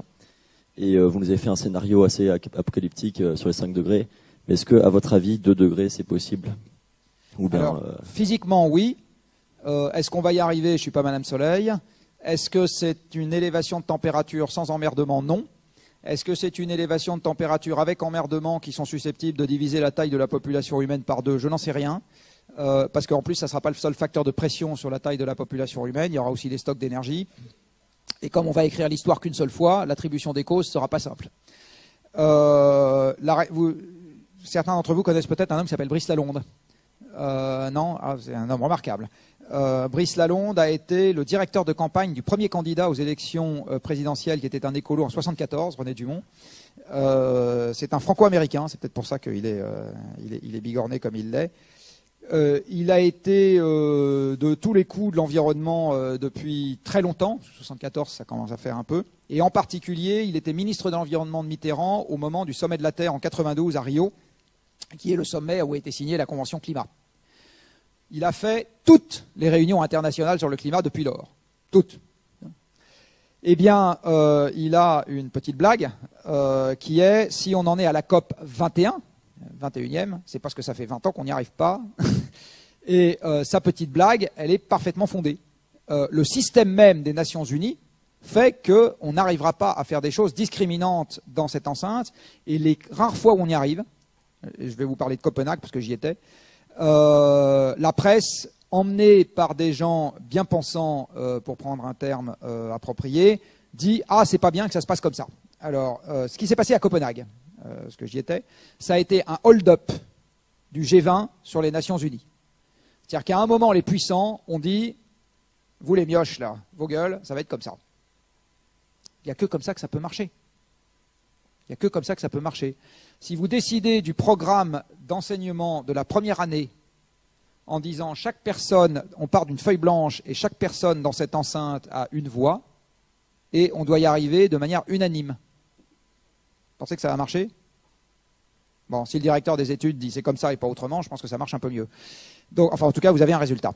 Donc, c'est exactement ce qui s'est passé à Copenhague. À Copenhague, ce qui s'est passé, et là, je tiens l'information de source sûre, donc c'est vraiment un truc qu'on peut mettre à son crédit. C'est dans la deuxième semaine des négociations, dans la nuit du jeudi au vendredi, Sarkozy qui a dit on ne peut pas repartir tous chez nous comme ça avec rien. Donc, Merkel vient ici, Cameron vient ici, Obama vient ici, etc. On va faire une réunion entre nous et on va dire ce qu'on a envie de faire. Donc ils se sont mis dans une pièce noire, enfin non éclairée en fait. Ils ont commencé à discuter entre eux et ils ont fait ce que font des présidents dans une enceinte pareille, c'est-à-dire qu'ils ont drafté 2 pages, 12 items en disant bah voilà, on se met d'accord là-dessus. Ça s'appelle le début d'un agenda politique qui n'existait pas jusqu'à maintenant. C'est-à-dire que jusqu'à maintenant, les gens se réunissaient mais ils ne savaient pas si l'objectif c'était 2, 3, 4, 5, 6 ou 7 degrés. Bon. On est sorti de cette pièce, c'était 2 degrés, c'était 100 milliards pour le fonds, etc. Donc il y avait le début d'un agenda politique. C'est un succès. C'est un succès. La presse a qualifié ça d'échec. Et pourquoi la presse a qualifié ça d'échec? Parce que les ONG n'étaient pas voix au chapitre et que c'est elles qui sont les premières à se précipiter devant les micros. Donc comme elles n'en étaient pas, elles ont dit c'est un échec et le mot est parti. Donc non seulement les négociations internationales ne sont pas nécessairement faites pour ce que vous croyez qu'elles font, mais en plus, quand il y a des avancées, il arrive que la presse unanime dise c'était pas ce qu'il fallait faire. Donc je suis pas pessimiste, je suis juste un peu taquin en disant. Mais ce qui est important avec ces négociations, c'est pas qu'on négocie, c'est qu'on en parle. Dit autrement, le principal avantage de ces réunions, c'est que ça fait monter le sujet sur l'agenda médiatique, au moins une fois par an, de manière significative, et que ça, du coup, ça fait monter le sujet sur l'agenda politique, parce que si c'est dans les médias, c'est sur l'agenda politique et réciproquement. Donc ça a quand même un avantage de ce point de vue. Par contre, les décisions techniques importantes, elles ne sont pas prises dans ce genre d'enceinte, sauf en cas de hold-up. Donc ce qu'il faudrait, c'est que parallèlement, le climat devienne un sujet de conférence présidentielle annuelle, typiquement dans l'enceinte du G20. Et là, ça accélérerait encore le processus. Sinon, pour le reste, je ne suis pas plus pessimiste que quand je vous dis, à mon âge, je cours de moins en moins vite tous les ans. Enfin, comme ça, quoi, c'est la vie, on fait avec. Après, la question, c'est est-ce que ça m'empêche fondamentalement d'être heureux ou pas? Et si la réponse est non, parce que j'ai d'autres raisons d'occuper mon esprit, mon temps, etc., et que ça me va bien, quoi. Donc là, ce que je vous ai dit, c'est à partir de maintenant, la croissance économique, c'est du passé, enfin, sauf sursaut temporaire. Bon, bah, c'est la vie. C'est pas très grave. Ce qui est grave, c'est que ça prive de la capacité à faire tout projet qui soit compatible avec ce cadre. Ça, c'est emmerdant. Bon, mais c'est pas le cas. Nous allons prendre encore une ou deux questions. Bonjour, vous avez parlé du lien entre le changement climatique et le printemps arabe. Est-ce que vous pouvez détailler un tout petit peu plus? J'ai besoin de 5 minutes, je les ai. Alors le printemps arabe, il démarre avec 2 éléments qui sont le plafonnement de la production pétrolière mondiale en 2005 et qui est très cohérent avec le problème énergétique, et la canicule historique qu'il y a eu en Russie en 2010, qui est très cohérente avec le changement climatique. Le plafonnement de la production mondiale de pétrole en 2005, comme je l'ai rapidement dit tout à l'heure, mais je vais y revenir, a eu pour effet de tasser la croissance économique à partir de 2006-2007 dans un nombre croissant de pays. Et ce tassement de la croissance est venu percuter de plein fouet l'accumulation de dettes qui avait commencé à se développer en réponse au premier choc pétrolier où, en fait, c'est une amplification de ce qui s'est passé au moment du premier choc pétrolier, moins de pétrole par an, et du coup, on essaye de relancer l'économie avec des investissements en faisant crédit à tout le monde. Et comme l'économie ne se relance pas parce que l'énergie n'est pas là au niveau qu'il faudrait pour que l'économie reparte comme avant, eh bien, on se retrouve avec les investissements, donc les emprunts, et pas les revenus en face qui permettent de les rembourser, et donc un stock de dette qui s'accroît. Et depuis les chocs pétroliers, on a inventé la dette perpétuelle. C'est une pyramide de Ponzi, l'endettement qu'on a depuis les chocs pétroliers. C'est-à-dire chaque année, j'emprunte plus pour rembourser ce que j'ai emprunté l'année précédente. Très exactement ce qu'a fait Madoff. C'est exactement la même chose. Sauf que pour le moment, Moody's dit ça vaut double A. Pour le moment. Donc en 2005, le phénomène s'accélère encore. Sauf que cette fois-ci, ça craque. Vous avez un défaut et une crise financière. La crise financière provoque un rattrapage de l'économie dans l'autre sens et en 2009, moins 3% de PIB. À ce moment, quelles sont les dépenses dans lesquelles les consommateurs occidentaux vont tailler en premier? Vous avez notamment les dépenses de voyage. Et donc les touristes qui se rendaient en Tunisie et en Égypte, un peu moins en Algérie et au Maroc, décident de s'y rendre un peu moins. Baisse des recettes à l'exportation pour ces pays-là.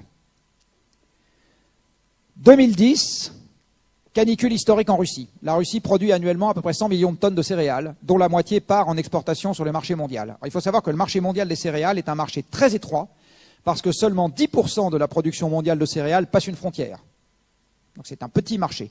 On produit chaque année 2 milliards de tonnes de céréales, 200 millions passent les frontières en ordre de grandeur, et là-dedans, quelques dizaines de millions de tonnes sont le fait de la Russie. Ces dizaines de millions de tonnes, overnight, la Russie dit cette année, ça sera zéro. Soir de juillet, enfin un jour de juillet, la Russie dit cette année, je n'exporterai pas. Le lendemain, le cours des céréales à Chicago prenait 30%. 30% overnight. Et si vous regardez comment a évolué le cours des céréales sur l'année 2010, il a doublé dans l'année. J'en reviens à l'Égypte et à la Tunisie. L'Égypte est le plus gros importateur de blé au monde. Population en croissance, 80 millions de bonshommes, production alimentaire insuffisante. J'ai oublié un autre truc avec le changement climatique que je vous ai montré tout à l'heure, l'assèchement du pourtour du bassin méditerranéen, qui directement contraint à la baisse la production agricole de ces pays. Donc, production agricole qui n'arrive pas à croître, importateurs lourds, défaut de devise. Qu'est-ce qui se passe en 2010 et début 2011?